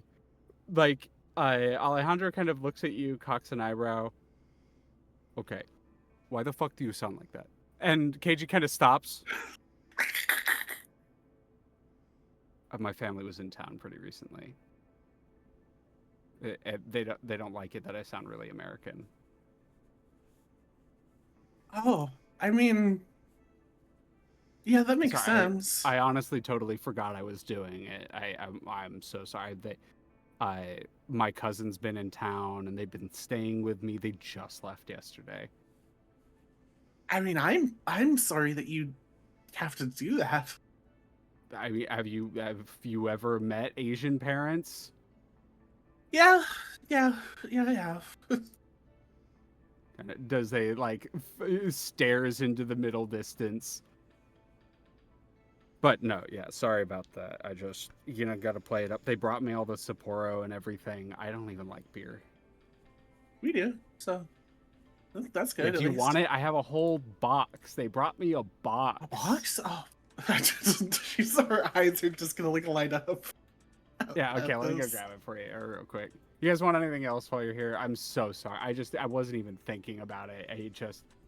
I've been putting it on for like a month or so. I didn't even. Oh, that's so long. No, I mean we can just drink and then I should probably go sooner rather than later. Like there is like a leader there, but I think that might fall into that role a little bit more. His eyes light up. Wait, are you actually like working at the Vigilante house proper? You didn't. It looks at Alejandro. You didn't tell me. I told you what you needed to know. I didn't really know what was going to be happening with it at the time. Yeah, that's what's happening. Well, yeah, honestly, I'm glad to hear it. I'm glad to have another writer in the area. Honestly, we definitely could use one. There's been you're used to, I mean, borderline city work, so you know it a little bit better than our kind of elbows Alejandro a little bit, our resident city slicker. But you know that things here can be just a little bit different than in the city proper, right? Yeah, I mean, you know me, I'm kind of everywhere all the time. Yeah, that it kind of pauses. I Holly, I love you, and I don't mean to be rude, but when was the last time you've been doing hero work consistently? Uh, a while? Yeah, when Ali told me you were getting back into the swing of things, I was honestly kind of surprised. Yeah, I don't know, it's simple. You know, it's nice. I don't like all this new showy people are getting their own TV shows. Someone getting sponsored by Dairy Queen. Sponsors in a post-capitalism area or a time period are very weird. As someone who is sponsored by Crayola, I don't really know how to feel about it. Yeah, I don't know. Because it's just like promotional work, right? They just try to work with people who are popular. And like, I'm happy to do it because I get my name out to a lot of kids, and I know a lot of kids look up to me. So like, having a color line that's specifically in the colors for my suit, I'm not gonna lie, it's pretty nice. Yeah, I mean, like Carbon got his own like colorway for shoes, which is pretty cool. That Yeah, was Allie, forever you got ago. shoes. Listen, if you keep calling me Allie, I'll stop calling you Allie when you stop calling me Kay. Can you do? Oh gosh, but I mean, you know how it is. This isn't how things were. This isn't. I don't know. It doesn't feel the same. They both kind of take a deep breath. And this is where I want to ask a question of you. Are both of them first generation heroes with you, or did they come later? Mm, I think. I think that if there was one that would come later, it would be Kaiji. Yeah. Um, Not much later. Mm-hmm. Like Second gen, like heat sink era. like Yeah. heatsink era. Um, Uh, yeah, for sure, definitely that. Kaiji would then sort of like kind of nod a little bit, but it's Alejandro that speaks up. I mean, it was still we were still learning a lot at the time. It's kind of hard to say what is or was the way things are supposed to be. Things were changing so much then. And Kai, how was it for you when you started? Kaiji just kind of leans back, takes a sip from their very, very pink and blue drink before setting it down. It was a little different for me. We were at the time period where the corporations were heel turning from capitalist industry to meritocracy industry, which is a whole different thing. It's all about reputation. So for me, when I was getting into it, it was all about, who you knew, how you appeared, how you presented yourself to people. I mean, it's why I have the whole rigmarole with my media presence. Is like that was kind of how you got your name out there, how you got known was working with these organizations, was helping show that they meant good for the people, and it also meant a lot of vetting. It's I don't know, it's kind of turned into a lot more of a show than it used to. That's the thing that I've noticed with it, is it used to feel like even though we were putting on an act with the corporations to kind of change how things were established, now it really just feels like we're putting on an act for the sake of publicity. Yeah. I think the term I would use for it is performative. People really There it want to is. look like they're looking very good, look like they're doing cool things. But when it comes to actually doing it, only a select few do that. But yeah, sorry, I don't want to ramble at you, but No, I'm glad you're here, honestly. I'm really glad you're here. It'll be nice to have someone to rely on. It kind of is a lot of pressure being the unofficial premier in the area. You know what I mean? Like, we don't have premier heroes because we're not in the city proper, but I get treated like one. yeah, I guess I guess I have to get used to the attention now, don't I? Well, it's a good place to start. If you're going to start out anywhere, this is a good place to start, because the attention will only come by you doing things here. It's not going to come from someone just throwing a camera on you. You actually have to... If you're going to make a name for yourself, Wash is the place to do it. Huh. That feels nostalgic. Kaiji smiles. Or Kaiji smiles. You know, I may be the one that's on the TV all the time, but I think Allie here is the one who's the actual sellout. Allie just kind of gives a... The fuck, dude? What are you doing? How are you selling out? Oh, I mean, yeah. He's talking about me being... Honestly, I resent that, if I'm being honest with you, Kaiji. And kind of begins to stand up. I didn't want to say it because I don't like to brag. But I was given the position of premier hero for South. And I turned it down. Oh. I mean, I feel like I could ask why, but I feel like I know. Kaiji goes to open their mouth, like as if to say something in response to that. And then it opens mouth, inserts foot, as they realize they kind of stepped on something with Allie.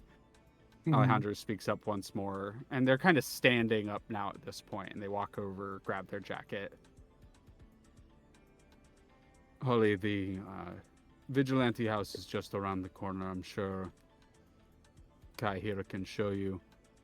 But if you want to know why, it's because I was given the choice between me keeping the status quo of premier heroes being solo operators and voting for a team being premier for the first time. And he looks at you, Holly, and I believe in teamwork more than anything else. Oh. I mean, then I won't keep you if you want to be on your way then. See you around. Nods and heads out the door. The shutting of the door is a little bit more firm than you're used to with him. Kai just sips from the drink. Sorry about that. You really haven't learned how to shut up over all this time. It's just with him. Normally I'm like this and people like it, but it's just I don't know why I piss him off so much. Sweetie, you have to know by now that because of where you are, that they might not like it. They're just, yes, manning you, right? What? What do you... You see, What do you he mean? seems genuinely confused. Like, I mean, like you're surrounded more by like a bunch of people who benefit from you, you know? Like you're in a position of like higher up, and like it uh, people will kind of just naturally fall into like agreeing with you because it's better for them. Kind of rubs the forehead. I hate how meritocracies work, because just because you have merit doesn't mean you should be given it at all times. I wish people were more critical of me. Well, I mean, I'm here now, I guess. Well, then I'll be maybe straight with you. maybe I'll tap you for it in the future. Do you want me to show you where you're going to be staying? I know where the Vigilante house is. Yeah, that sounds good. Alrighty. Can I get you anything before we head out? Do you have everything you need? Yeah, I think everything is all set. So we should be more than fine. Alrighty. Well, it's a quick walk, and gathers everything he needs. And unless, is there anything more you want to do with this scene? No, I think I'm on my way there.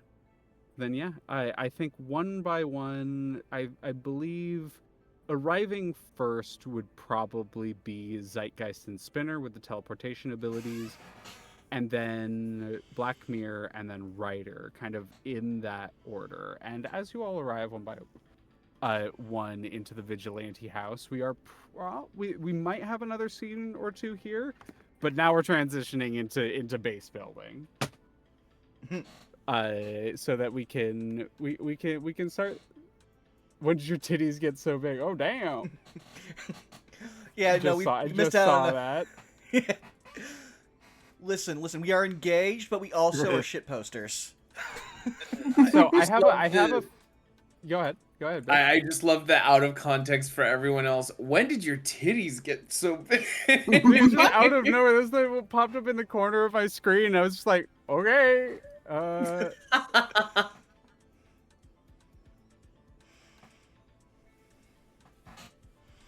the fuck? Well, I'll fix that later, I guess. My taskbar just got double the size, and I'll fix that in a second. Okay. As you all arrive one by one, we will figure out kind of where you're staying, and we'll describe it kind of as we're going along. But I'm gonna go up the line this time, and I'll be asking a few questions, and then I'll be giving it to y'all to kind of fill the blanks. Skelly, how big is the Vigilante house? Let's see, Is if it it's like gonna be- a warehouse size apartment building? Is it like a bunch of square rooms stacked on each other? Is it like a big fucking just warehouse building? What's the like setup here? Converted warehouse living quarters could be pretty good, I would say. So pretty big, you're thinking? Pretty big, you're thinking? Yeah. All right. Maybe you're like a thinking bygone rectangle, square, Okay. weird polygon. I like the idea of it being a rectangle. Almost, I'm getting the vision that's coming to my mind is almost like a converted like airplane hangar. Ooh, converted airplane hangar. Got it. Maybe where we're staying might be like a spot like near an airport that's no longer in service, but its location is still being used for things. Okay, I have an idea. I have to check something on an actual map really quickly. I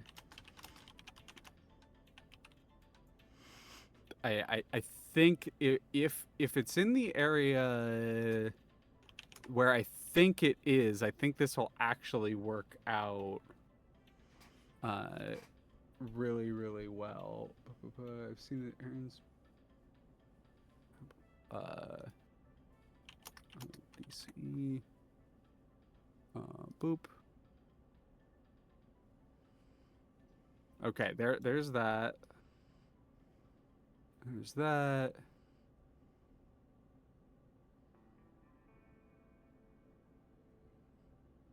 Okay. I'm just checking. I'm just checking something really quickly to make sure because I think I know. Yeah. Okay. So let me just really quickly watch. Oh my God! Perfect. It's literally in the perfect location. Okay. So I'm gonna pull us to the other map really quickly. Huh? Oh, that's not what I meant to do.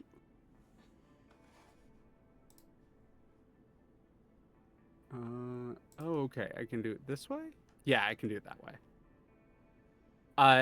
So I have the Vigilante house on the map here currently, but I do think I'm gonna move it so that I can fit something really like that is very fitting. Really quickly. Thank you for bearing with me. So the Vigilante house, it's currently on the map, is that big blue square. I'm changing the size and stuff, and I'm gonna move it to where it would actually be, which would be about here. As the Vigilante house is a storage. It used to be a storage building for the Air and Space Museum in DC, and is now its own thing, and has been kind of co-opted by S.U.I.T.S and refurbished into what is now the Vigilante house. So you guys are living in an abandoned aircraft hangar, as per request. Oh yeah. To stop literally everything that we're doing and everything that I'm doing in my personal life to figure out how to make this happen for me for real. It converted aircraft hangar that all of your friends can live in with you. That would be that literally is a dream, new dream Life could acquired. be a dream. Life could be a dream. You just play Zomboid. That you turned it so quickly from a dream into a nightmare. I mean, it was already a nightmare for me because I basically worked in one of these before. Oh no, no sleep. What if you sleep where you work? What if you eat where you work? Yeah, no. And what's worse is I was pulling parts for actual airplanes at that job. Hell yeah! Well, here is your abandoned airplane hangar general blueprint. It has the kind of entry area that people would like walk in, a sort of office, and then the actual hangar itself proper. This is not necessarily to scale right now. We'll figure that out later. Okay. I hardly know her. And later, I hardly know her.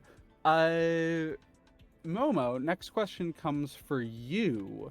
What is the kind of layout here? Is it we have the abandoned aircraft hangar? Is it like has a second floor been installed? Is it like a bunch of loose rooms have been set up? Are they just like wall hangers that are separate? Are they like room separators, kind of like in hospitals? Like what's the sort of vibe in here? Let me think. Because I've been in aircraft hangars because my grandpa used to work at Air Canada. Trying to think.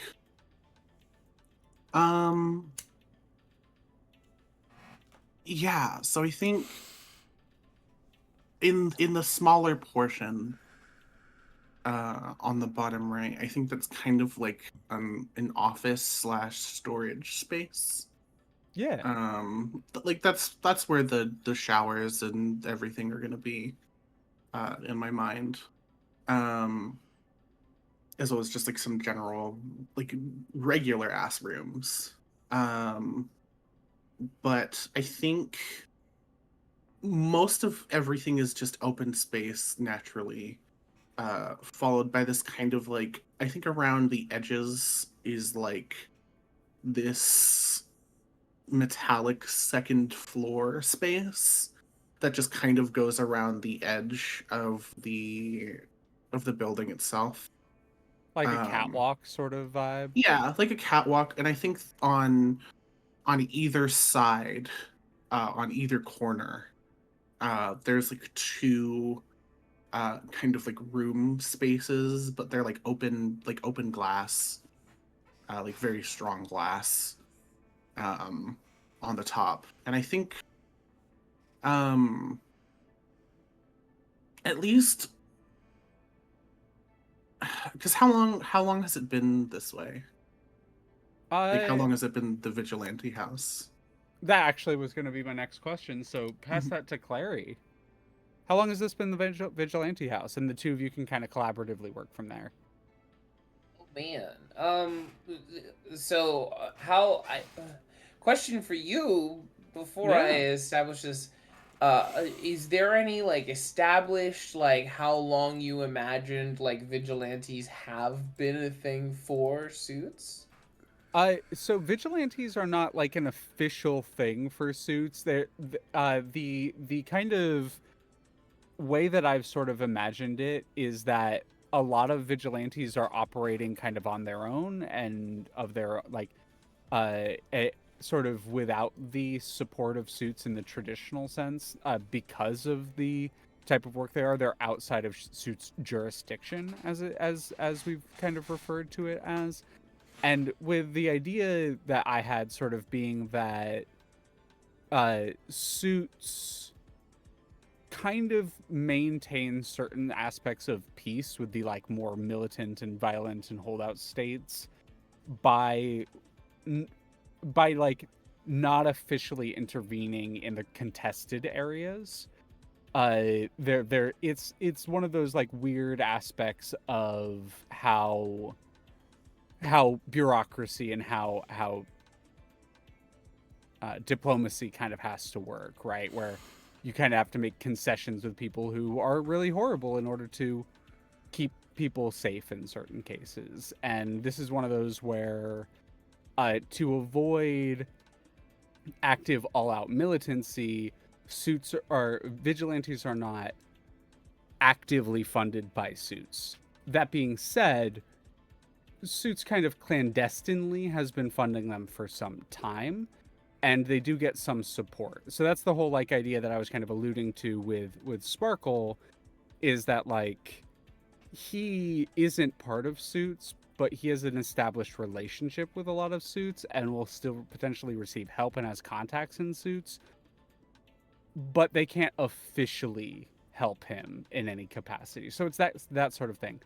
I think I've sort of imagined vigilantes being there from the get-go, and it kind of being the like other path that certain heroes take rather than going the like official Suits route. There's a decent chunk of heroes that go the vigilante route. And actually like it's again sometimes it's one way and sometimes it's the other. Sometimes vigilantes become Suits and sometimes Suits go vigilante. There's a respect for each other, but they are inherently different with how they operate. Kind of like superheroes in DC versus superheroes in Marvel a lot of the time. Marvel superheroes very operate, not like all the time, but tend to operate in groups or in coalition with each other, or tend to have organizations of some kind. The Avengers is a good example of that. Versus DC, DC does have Justice League, but a lot of the time the Justice League is not aligned with governments. They're kind of their own thing. Batman is often called a vigilante. A lot of the superheroes in DC can often are often on their own or with their own sort of support. And so that's the kind of way I imagine the distinction between the two. And I am, of course, open to corrections and ideas. Sorry for the long-winded explanation there. TLDR, been a thing for a while and kind of marks a diametric difference between how vigilantes and how Suits operate. Yeah. Yeah, that makes sense. What do you have an idea for how long this has been like an established thing then, Molly? I'm thinking maybe sometime in the last like decade, maybe. Yeah. Maybe 2. Okay. Yeah. Like So 2 it's been a decades thing for a comes to little mind. bit. Yeah, I think if it was sooner, I would think of like how often like gymnasiums are kind of split when aid work needs to be done, like a lot of like tapestry and kind of like hospital stuff. But I think it's more like this is what it is now. We've been settled for quite some time. So I would think Um, it's like a mixture of things. I think there's some kind of like freight crates that have like been made into like somewhat room-esque places throughout. I've seen videos of people converting like cargo freights into like full living domiciles, and they look so cozy. Mixed with kind of like, I forget what the kind of like, not like, you know, that wood that's just kind of what you get when you put a whole shit ton of different shitty wood together. Particle board. Yes. Something very kind of like stronger, obviously, but like similar to that being used to just like split different spaces apart. Like partitions, yeah. Yeah, I think there's like a couple more very obviously sturdy like rooms maybe for people who are like of higher regard. But then there's just like there's like a general dividers almost. Yeah. Yeah, 100%. As well as just kind of like a general big living space. But mostly divided up kind of like that. That makes sense. Am I with the way I'm kind of drawing it right now? I want y'all to feel free to draw on here and kind of like point at things that you feel. But am I kind of hitting what you're thinking? A little bit. Yeah, like pretty much. We got the general big airline hangar. We got the catwalk that goes around on the second floor. Some partitions over here. I feel like they would kind of extend a little bit out this way, if that makes sense. Like the catwalk would kind of extend out like that. That makes sense. To have like two kind of like bigger areas for two rooms on each side up top. And then the like most of the living space would be on the floor.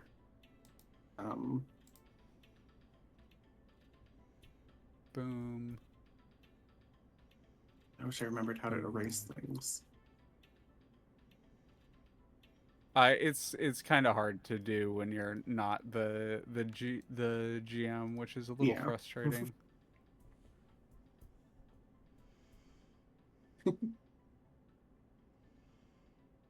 So kind of by that logic, I feel like there's probably like, here I'll draw, but I'm imagining because of where the makeshift like rooms are set up, there's probably like a makeshift hall, and then also like maybe like a kitchen area. Let me draw.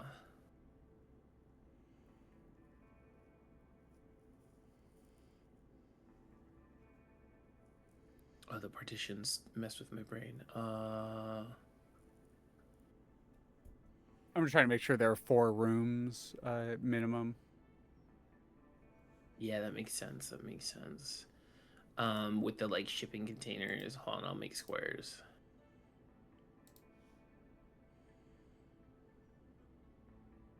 Yeah.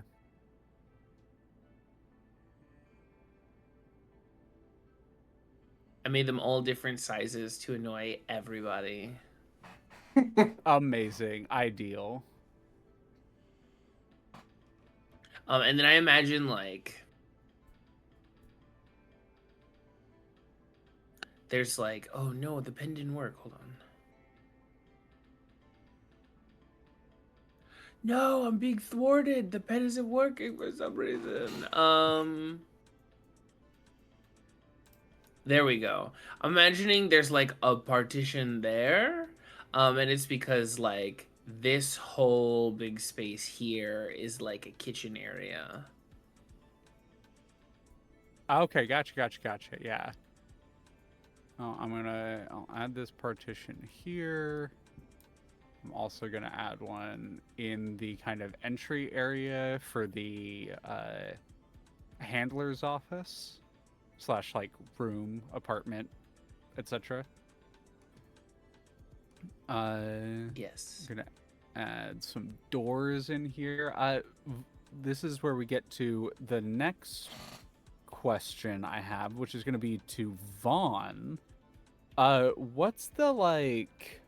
How comfortable is this place, right? Like we've got established that it's kind of very basic as far as like the utilities and the equipment and etc. in here. But how comfortable? Like how furnished is it? Is there like a living area with like couches and TVs? Is there central heating? Or is it like fucking ramshackle piece of shit location?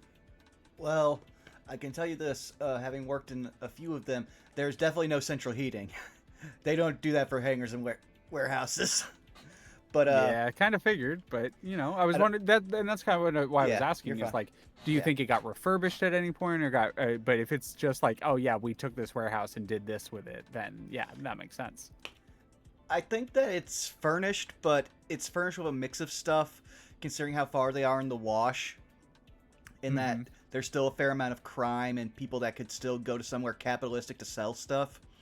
So I'd say it's like a mixture of like folding chairs and like that style of furniture, like folding tables and stuff, and old antique stuff that it's a little like beat up, maybe a bit of duct tape on it, but it's at least cozy and nice, and someone could have a favorite chair there. But it's basically stuff that no one would want to steal in terms of furniture and like other stuff.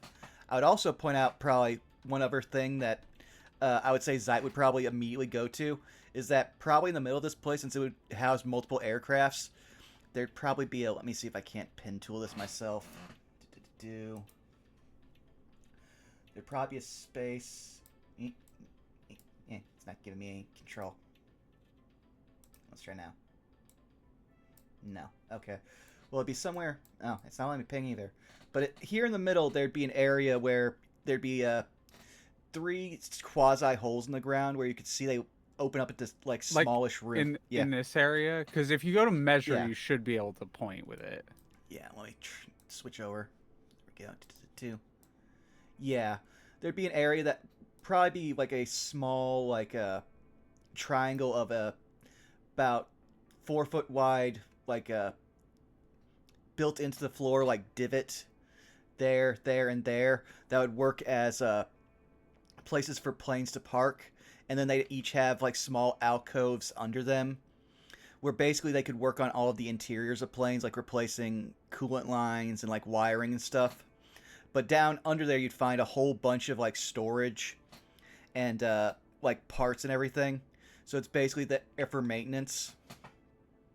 And I'd say that probably like right now it's just full of a bunch of like junk that nobody wants, like stuff that even couldn't be like hawked or sold or even melted down for parts.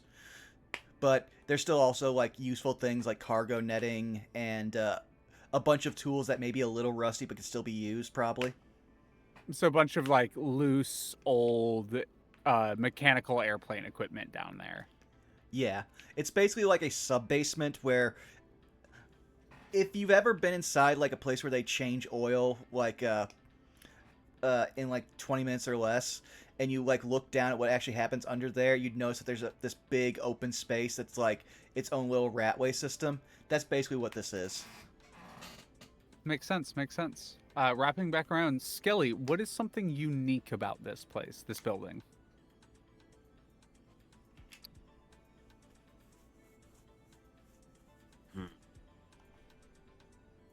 You can get as creative or as basic as you want with this. Oh, I got it. It was originally going to be refurbished as an aviation museum. So, even though it was the storage space for the Air and Space Museum. So like this is where like planes that would go and be on display in the Air and Space were. So I like the idea, like going off of that, it was going to be converted. This was planned to be an extension to the Air and Space Museum at some point. Yeah, and as such, I like to think that maybe there's still like an airplane exhibit or two hanging. Oh, hell yeah. So there's still like a couple old like retro planes that are still hanging from the ceiling. Yeah. That just never got taken down. What are they? Do you have an idea of what they look like? Ooh, God, we gotta have like the old like biplane. There's gotta be a biplane one in there. Let me think. What are some other ones? I used to maybe be mildly obsessed with a bunch of different kinds of planes, so I'm happy to step in. If you Go for it. Like the Lockheed usual ones. P-380 P-38 Lightning. Okay. It's one of my favorite planes of all time. It's one of the twin fuselage planes. Leah was like, if you want my help, but really in parentheses was like, I am going to name a plane as soon as I can. As soon as I get a fucking this is my favorite plane. Fuck Lockheed Martin, but the Lockheed Lightning is so cool. I apologize. Anything else from that, Skelly? There is one of those biprop planes like you described. Yeah, like probably maybe like a helicopter of some type. Like God, I'd almost say like it'd be really funny if like for one of the flying one of like the flying superheroes like that we have here like there'd be like a renovated Chinook. Oh my god. Do y'all know what a twin Mustang is? The XF-82? See, you've hit an autism of mine right now. The one that's the one that's like two planes. It's two connected, planes. Yeah, it's two planes. Yeah. See, whenever I need like airplane stuff, because I have a friend that activates like you, I have my friend Fox. Like whenever I need like plane info, I go to him. But like off the bat, unfortunately, I don't. It is literally like what you would imagine the like single propeller like World War II jet plane is, but it's like two of them that were attached via a wing. Like that one wing fused together and they made it a single plane. Like Cloud City ass like escort like things it's in Star so Wars. silly looking. I love it so much. It was also an absolute monster in the battlefield because you could just like destroy either one of them and it would still function. It was kind of crazy. Oh, okay. But enough playing autism. Oh, I just saw Bubba. Yeah, the Beechcraft is really good. Okay, enough playing autism.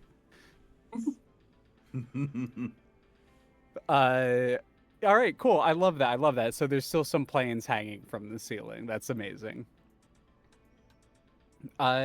Moving across, still up the list. Momo, what is something that you will hate about this place? Like that living in this place is miserable. No bars. Trying to think.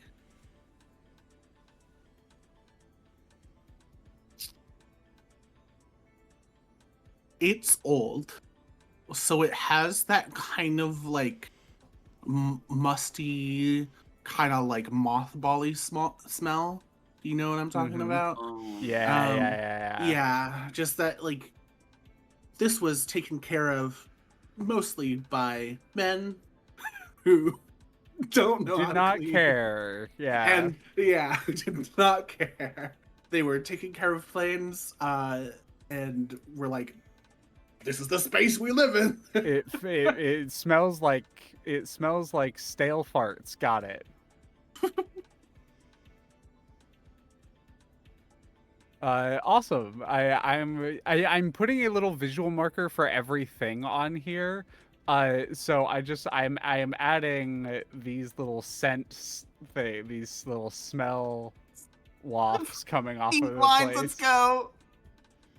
Catch fucking Spinner literally like fucking religiously going around this space, putting down like incense and lighting it and being like, I don't. How is it like this? How is it like the smell won't leave? The smell won't leave.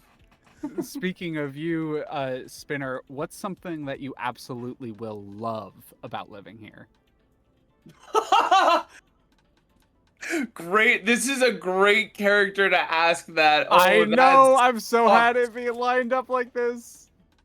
That is evil and fucked and maniacal. I think something Spinner's going to love about this is that she can I don't think that's something anybody else can love about the building. So I'm trying to think That's something. okay. That like that. Well, yeah, no, what I do asked. you I love? asked you. That's true. You did ask me. That was Clary trying to be nice and contribute to the group, but I do have to tap Main more character. into Spinner Brain, who doesn't fucking care. I think she's really excited to just sit on top of this roof. I don't think she like has had a lot of buildings that have like proper roofs that she can just kind of like sit on. Yeah. And, So there's like, a roof Can I input access. here? I think is just the way I read from that roof no. access. No. Spinner can No. teleport. I think there's not roof access, but there are some parts of the roof that are flat enough that Like you can completely like flat. Yeah. Flat yeah, enough for yeah, you to sit on. Oh, like a low towards pitch, like maybe the like a edge. low pitch mansard or something like that. Okay, yeah. Oh, so Yeah. you have a Batman spot. Got it. Yeah. All right. That I'm gonna she's put a like little excited to like be ledge on. out here to indicate the Batman spot. Yeah. Okay. Perfect Batman spot is probably where maybe like the antennas come out of, and there's like a balcony spot right there where you can do maintenance on it. Oh hell yeah. I'm Yes, adding a yes. little. I'm adding a satellite and antennas over here. Perfect. But it's so old, like the old ladder to get up there is just gone. Yeah, nobody really knows how to get up there. People kind of look at it and they're like, "Are we supposed to? Is that supposed to be?" Yeah, the ladder was taken down and never put back up. Amazing, awesome.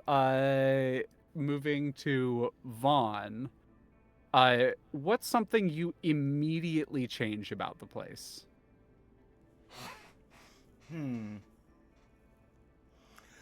Oh, I've got.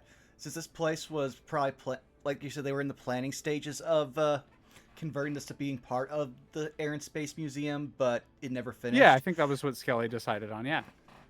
I would say that at that point, then they'd start at least trying to decorate it like you would decorate an Air and Space Museum. So there's a bunch of old, like around the time when it was being planned, propaganda style of like planes and military activity along the walls that immediately needs to be spray painted over. Absolutely, yeah. Amazing. No, perfect. I love that. It makes a lot of sense for you as well. All right. Heading back to Skelly. What is... And this is kind of a weird question, but I think it'll make sense. What's the first thing you notice about the place?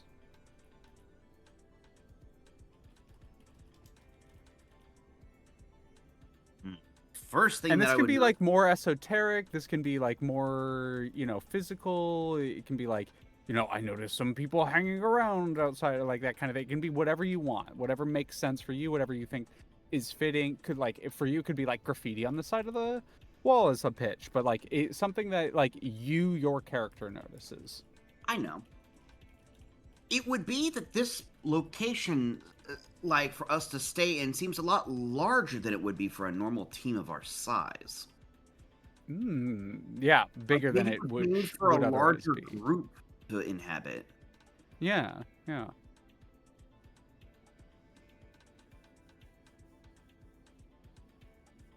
a hard one to put physically, but okay, I know how I'm going to depict that. There is space for in this section over here. And also over here, like there's still some parts underneath the like scaffolding and all that, where there would be room for more of those shipping containers, but they aren't in the building anymore. They're outside. They're just like sitting outside the building. Yeah, that sounds right. I assume they might be blocking the original like hangar door or something because the original hangar door. Yeah, that's a good. Yep. That makes a lot of sense. So in that case, I'm gonna put the original hangar door right. Yeah, it makes sense to be at the north or south. Yep. So I'm gonna put it at the south. That makes a lot of sense. Awesome. Moving to once again to Momo. I asked you the opposite. Now I'm gonna ask you this one. What is gonna be your favorite part about the place?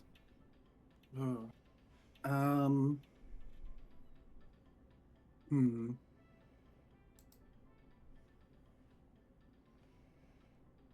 I think she has become particularly attached to one of the upper rooms along the catwalk. Yeah, which will kind of bring me. What is that room then? Is it Um, blank, or do you make it into something? I think it would be like where she'd sleep. Yeah, I yeah, think yeah, there's yeah. I think So there's a comfort. rather than in one of the storage containers down here, you kind of like claim one of these upper rooms. Hmm. It's Okay, kind of like very yeah, obviously like an open, like you can see inside kind of like uh space like that one you of would those, usually see. like one of those like glass walled office building, like office Yeah, rooms. kind of Yeah, similar. Um, and I think it's just 'cause she likes that she can see everything that's going on. yeah. There are also windows outside, like which is not something that I think is on the lower rooms at all. So that makes a lot of Hmm. sense. I This is now I'm gonna now get to ask the fun opposite question to Clary. What is your least favorite part about this place?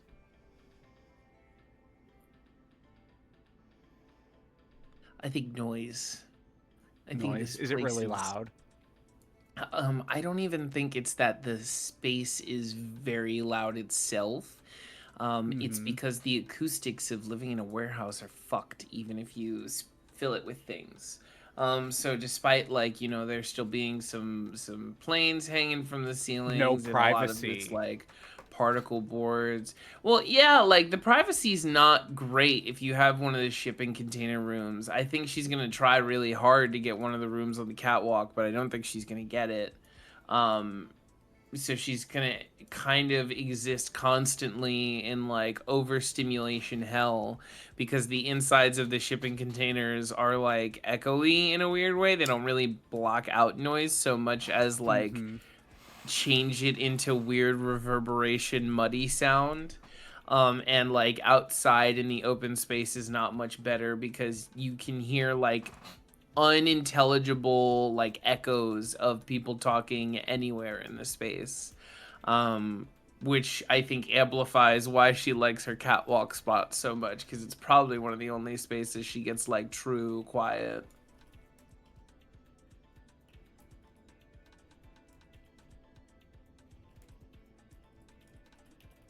I'm making a little loud, like lots of like a little Loudspeaker, yeah. loudspeaker thing. Yeah. Yeah, I mean the answer would just be people, but the problem with living in communal spaces is that they're communal. Yeah, not much privacy Stares unless at you lock yourself up in your dorm. room, and even then. Clary, I will forever miss that fucking that fifth floor in Raymond where we just got left the fuck alone. Okay, like again, slight sidebar. What a fucking dream. We lived on this fifth floor of a shitty dorm that was so bad, so falling apart, like so obviously comically a joke to the campus, like so bad that one of the students while we were living there had their entire fucking window frame with the window in it fall out onto them and damage them in a way that let them sue the school. Yes, yeah, Um yep. I remember that. and the fifth floor was only accessible by the staircases on the ends of the building, despite there being a staircase in the middle of the building. Um, so the last flight of staircases to the fifth floor were very steep for some reason. And like extremely difficult to like, not difficult, but like they were a workout to go up. So like even security patrols that would go around the dorms didn't really go there that often because they didn't want to go up there. And we just lived in this like kind of like quiet private space that like everyone who lived there agreed like we're on this floor because we don't want to be fucked with, and this is like the quiet chill space. Yep, yep, yep. That's how I got away with smoking so much in college. It was like literally like every other day. Yeah, every other day. Wink wink. Wink, wink. All right. Awesome. Yeah. Loud. Not a lot of privacy. Vaughn, I'm gonna now swap to you and Skelly for these questions. What was your least favorite part about this place?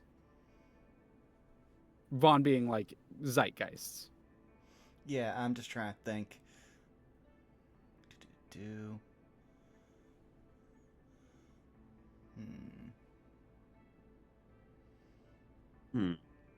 Least favorite. Yeah.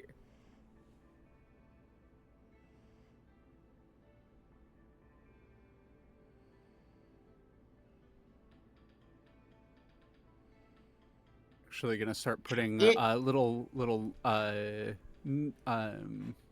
letter markers on here for where y'all are choosing as spots. So this would be a writer. It's gonna be up here. Gonna have heat sink over here.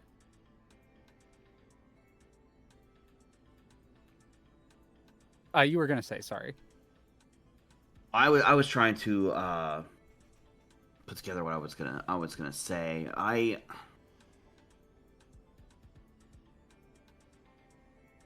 Probably the least favorite would be the fact that probably I could see like if the like little like domiciles like for each individual might have like things like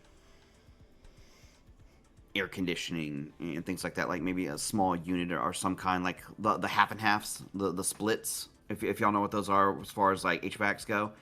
But like the primary interior might not have very good, like maybe not necessarily air conditioning, but maybe air circulation. The only other thing I could think of would be the place, despite it supposing to be like a secret house, probably also still stands out. Oh yeah, absolutely still stands out. And that's probably something you're not happy about. I'd also Yeah. add probably the thing that Zeit hates is the fact that while it stands out, it also has terrible security. Like, there's way too much like blind spots you can already see around this area, and if it's a old warehouse, that means the walls are thin as fuck, so anyone could punch right through here, and you wouldn't even need superpowers. Yeah, it's unsecure from a security standpoint. Yeah. Then reverse that question. What are your favorite spots? What are your favorite things about the place?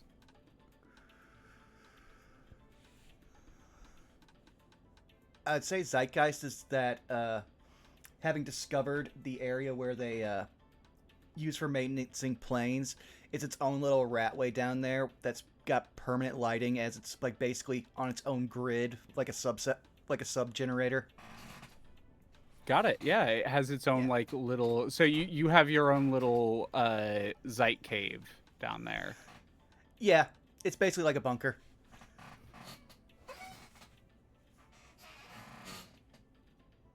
Awesome. Hell yeah. Whoa. Adding a light to that to indicate that there's some support down there. Awesome. What about you, Skelly? Favorite thing about this, I would have to say, would be perhaps there's been some slight refurbishments, because maybe other hero teams have used this place before, right? Most definitely. Other vigilantes have definitely been in this place. So there are some amenities that have been equipped in here that have taken this into account. Maybe like examples are maybe not necessarily walls, but like the flooring, and maybe some other like major important appliances like the breaker box stuff have been maybe hardened, or they use some kind of special polymer to take into account things that may accidentally wreck it on a normal scale. Like maybe the floors are like rebar reinforced concrete, so they're not easily damaged, as an example. And other small like little bits and pieces that are noticeable, just in case like the occasional accidental thing with heroes' powers may not overly damage the place. I love the idea that the building itself is really, because that was what Vaughn set up, was that the building is not very secure. It's like that part didn't get refurbished, but the interior is. I do really like that because like it's still very basic, but I do like that there's some like hero-based amenities in there to make it a little bit easier for y'all to live in. But the actual like walls of the building itself like are not very secure. That kind of thing. Is that in the vein of what you're Yeah. thinking? Yeah, Yeah. generally, like, the exterior looks but the interior is better. All right. Well, I do have a couple of other things, but I think those will be very fun to do the sort of group character creation thing at the beginning of next session. So we'll start off there. I have a couple last questions for y'all. Because this is how this game kind of works in the sense of like building sections and areas together. It's a group conversation. So my last couple questions will be for Momo and Clary, relating to a couple last little locations on the map that have yet to be fleshed out. One, Clary, this is going to you. The other building, the other room up here, that Yes. was one of the quote unquote rec rooms. What does it end up becoming? Because you said you were gonna try to get it, but you don't think that you do. So what does that room end up being? I think, and this I'm actually gonna toss to you. The reason why she would maybe not get it is if Heat Sink wants it. I will say I already have them on the map right here. There is it's in that sort of office area. It's like more Oh. it's that sort of entry office area. I kind of had the idea that is where like the handler's apartment is, and it's a little Oh, bit that more makes sense. furbished. Like it's an actual like room because this part was like an addition, right? That's Yeah. usually what those are. Okay, then yeah. I think The other I do have in the same vein is one of the things I had for y'all next time was for us to come up with a Zeitgeist's camera guy who meets him here together, and B, some of the other vigilante that are living here. And I was going to give you all the choice between one, two, three vigilante that are also existing in this space with y'all. So I will say the other option for that in the same sort of vein is that you want the other one, but it's already claimed by one of the other vigilante. I mean, it would kind of make the most sense if it was already claimed by someone who's been living here, right? Like, of course, when the space becomes open, you take it. And Ryder probably just got the one that was open due to, like, veteran and, like, what's the word I'm looking for? Team leader status. Well, I don't know that, and I also don't care about that. I'm gonna say it's probably because of, I don't know, like being a veteran and a writer or some shit. And I'm not salty about it at all. No, you don't sound No. salty. No, I'm not. I'm not. I'm Good. really not. I'm really not. So what's the room up there? Yeah, it belongs, I think, to one of the, I think it belongs to one of the vigilantes that aren't us, and I think, once again, much to her chagrin, it belongs to one of the noisier vigilantes. I was gonna that say, don't know how to shut the I'm fuck gonna up. give you the first swing on who that vigilante is this time, and we can flesh them out more next time. And loud is the tag. Got it. Loud is the tag, and if I can add a little bit more inspiration. Yeah, of course. I'm thinking loud in the, like, faux punk way that, like, Billy from Deadlock is. How got it, yeah. how he is, like, he tries to espouse everything that is punk and then doesn't actually do anything to follow up on those values. He just talks a lot about quote unquote speaking truth to power, but that doesn't actually do anything except listen to loud music. A little bit like some Envy Adams energy coming in. Yeah. Like a mix of those two, I think, would be extremely apt for the person who has that room, and deservedly Spinner's ire. Yep. Okay. Cool. We'll figure them out. Faux punk. Put Billy and Envy Adams. Got it. Billy Deadlock. Billy Deadlock. Awesome, cool, fucking amazing, love that. And then Momo, the other question was for you: is what is in the rest of the entry area? Because I was wanting to ask y'all too. Is there's still like a little bit of room left? And I'll leave this Yeah. section free for now. Like this is just kind of like the open rec area for now, and we can flesh that out. But there is still this like larger section of the open entry hall. I wanted to leave to you. In my eyes, that like, and there's like an apartment space worth of space on the other side. Yeah, because the north side is for the north side is being used by Heatsink. I think for that there's that living space there, and then on the opposing end there would be like I think I had previously mentioned like showers. Oh Like yeah, I think you did mention that. Yeah. Like showers, like locker room kind of ask. Like some if you're going to the YMCA, it is that kind of like shared kind of washroom and space and so on. That makes a lot of sense. I really like that. That does make a lot of sense. All right, I will put that in there. And then this is the last one I have for y'all today. Is there anything else that any of you would like to add to this space that you feel it is missing, or that you feel that it would be important for your character or interesting for your character to have here? And we're going to go reverse down the line this time. So Vaughn, we'll start with you. I would say again in the little cave that Zeitgeist is claiming, it was probably used by a bunch of tech heroes as a workshop. So there's a lot of unfinished things like a half-built repulsor glove, or like half-completed versions of like the Batman Beyond Batarangs down there. And they're all just kind of so there's a lot of like a lot of like half-finished equipment down there. Yeah, and it's just a bunch of stuff that like it's probably very dangerous, but no one knows how to turn it on or off, so it's just left there. Yeah, that makes sense. All right, keeping going down the line in reverse. Clary, you're up. Oh shit. I'm trying to find space where I could like conjure another room. And it doesn't have to be a room, it can just be like a part of the place, you know what I mean?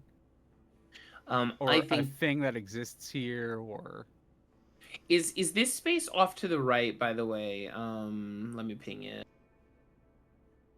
Is this space like the communal like game? Like, yeah, someone described a common area existing in the kind of main central location, so that's what I added. Those are like meant to be couches and a TV. That's sort of a rec area. Cool. Yeah, I think the only thing I was gonna say was like for her like a specific area to like nerd out and play games with. That would be that rec room.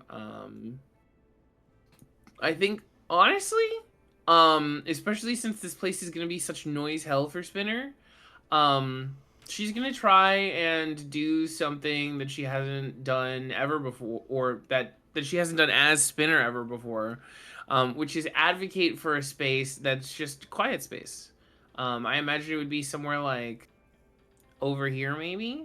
But just like a spot that you can go to where the implicit understanding is like, don't fuck with me, don't talk to me. I'm gonna put headphones on and I'm just going to like sit here. I have kind of a weird pitch for your quiet space, and you can absolutely shoot this down, of course. But I do think it's kind of ironic that the place that ends up being the best for the quiet space is the boiler room. Oh no, I actually love that. I love that also because it maintains the vibe for Spinner of this place always being shitty in some way, because it means that if she wants to go to a space to be quiet, she has to be like overheated instead. Yeah, and also the quiet, quote unquote, is filled with a dun dun dun dun dun of the various like, you know, sounds that exist with in a boiler room. Yes, we've done it. We've synthesized the very first incredibly the the most anti-autism space to ever exist. Yes, we've done it. We have crafted it, y'all. The forever stimulation chamber. Forever stim. Okay. Keeping going. Momo. Mhm. Any last little pieces that you feel like this is missing, that you want to add, that you feel are important for you or your character? Hmm.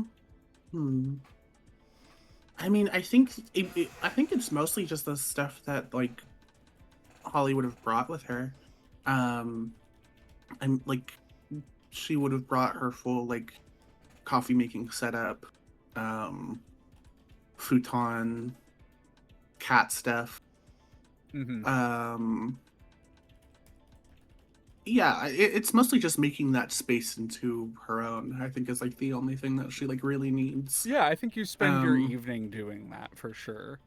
I think, um, yeah, yeah. I don't think there's anything else. All right. Well, in that case, Skelly, wrap us up. All right. Are we doing things we like or dislike? So this one right now is just any last little bits that you any feel last are little important detail. to your character, anything you want to add, any important notes that you feel should be here that I got one. haven't been mentioned yet. Exactly. I got one. It's gonna be a little ridiculous, but I've got one. Has by far the best coffee machine we've ever encountered. Just randomly the best coffee machine. Like Yes. full ass like espresso, like the whole deal. One of the counters in the kitchen is like one of the previous heroes here was obsessed with coffee and it got it installed, but it was so extra that they didn't remove it. It's just still here. I want to believe it's like a Green Arrow type who's like one of those people like Batman who has way too much money and became a superhero, but they were non-self-aware, so they stayed here even though they could have just rented out their own entire hangar and just put this coffee machine there, and then they got their own lair and just left it. Pretty much, yeah.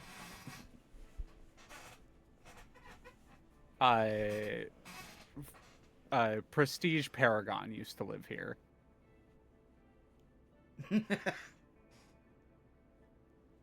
Alrighty.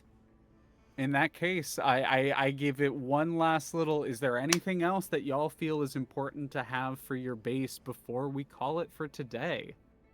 Oh, yeah, I literally forgot to mention that there's like a secret extra floor that's like the size of the entire building that belongs to Just Spinner, where she could do literally anything that she wants. Oh my god, it collapsed. We'll deal with that next time. No! No, everyone in the building is dead! Oh, poor ketchup. Oh my god, why did you go for ketchup first? That's fucking diabolical. Holy, I made a fluffy, fat little creature named Ketchup and you were like, crushed by debris. What do you mean? I was just they just got here. They don't like the smell. I don't know what you were talking about. Thank you all for being here. I think it's a very silly place to leave it off, but this is a very important setup session, and I'm very excited for coming to it next time. As I got some stuff that I'm very excited to get to. Gonna be a bit of character creation next time, as we're gonna be talking about some important characters, and then probably off to your first vigilante job. I'm sure it'll But go once incredibly again, well with no slip-ups at all. no slip-ups at all. Thank you very much. I really appreciate all of you for being here. Thank you for having us and GMing us. Yeah, of course. My pleasure.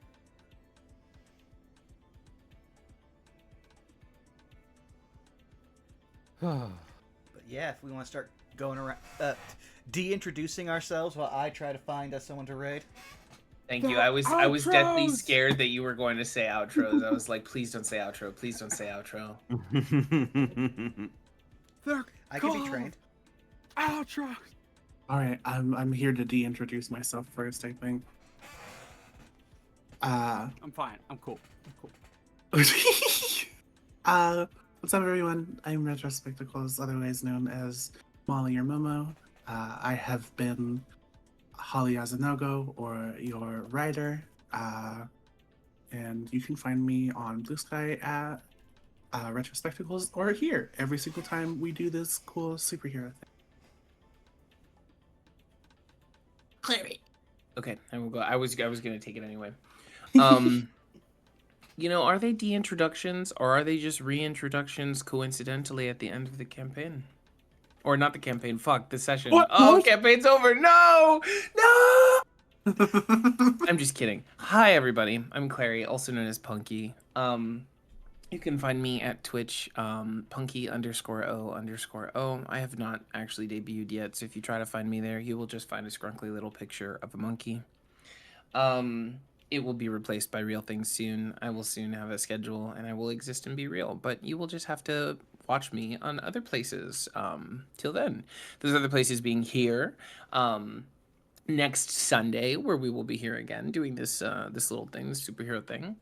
You can find me on Tix Dixel's channel every other Saturday. We will be playing next week for The Lost and the Found. I think we are. It might have been canceled. I might be crazy. Well, don't hold me to that, but you should go there anyway, just in case. And maybe some other places sometime soon. I'm on Twitch. I'm on Blue Sky as well at pun-key, pun-ki. I don't know why I spell it. You probably know how to spell it. And I'm going to stop talking now so that I don't spiral into saying nothing forever. Skelly, save me, please. I can do. Yeah. Hi everybody. I'm Scaly Alpha. I can be found on Twitch and Blue Sky under the same names. I do lots of art, lots of D&D prep, lots of tabletop, and lots of your blocky survival games like your Minecraft and Vintage stories. If you like any of that, stop by. I stream just about every day of the week. Notable things this coming week are we're leading up to the finale of Paper Mario and the Cosmic Caper on Thursday. They may even run it into the final boss next session. Yeah. Also, I'm going to be doing March 10th Mario Day with friends Pocky and Zito. We're going to be doing an archipelago of various Mario games. That'll do it for me. I'll pass it over to I'll pass it to Molly. I already did it. Oh, you already did it? Oh shit. Oh fuck. I'll send it to Leah. I'm the only one who's left, of course it makes sense. Thank you all for being here. We are at the end of the session. I am Leah. I am here. I am other places. I am at Amusing Thalia. You can find me. I said all the things at the beginning of the episode. I'm going to steal from Zan here. If you want to find that, you can go there. But I would not be here. None of us would be here without our lovely host. I'm so used to saying lovely host, Distortion Devil Connor McKinley, that I just I full shut down trying not to say that. Burnout Vaughn, thank you for bringing us here and all together for this game. Thank you, but I also just want to point out from Bob in chat, having misread the stream's title and thought our team name was the Threadbare Sluts. Oh, Threadbare Sluts, I wish. That's our 18+ stream. Yeah, that's right. That's my 4th superhero game that I don't stream. All right, I'll write it down on the things to draw. Yeah, that's where that one gamer subset will play that we wrote about. Holly's got to get her boobs out. Threadbare Sluts could also very easily be the fundraiser calendar for the team. Red Babe Sluts. All proceeds going to the Children's Foundation. Exactly. All of the quote unquote horny pictures of Black Mirror are just different suits.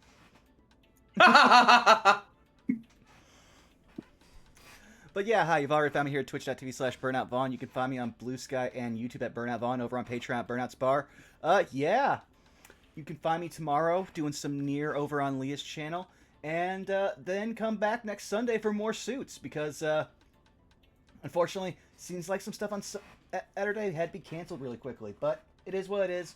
We still have time to stream, and considering they provide half of the lovely music for this stream, why don't we go raid one Aeon Protect Gaming, who's still doing their music challenge. Hell yeah. Let's go see Mark. So, what should be our raid message? Mark. It's got to be Threadbare sluts, right? Threadbare sluts. Yeah, okay. All right, you heard it first here. Threadbare sluts, thank you. We'll see you again in a week's time. Thank you. We love you. Bye-bye. Bye-bye now. Bye. Bye-bye. Bye-bye.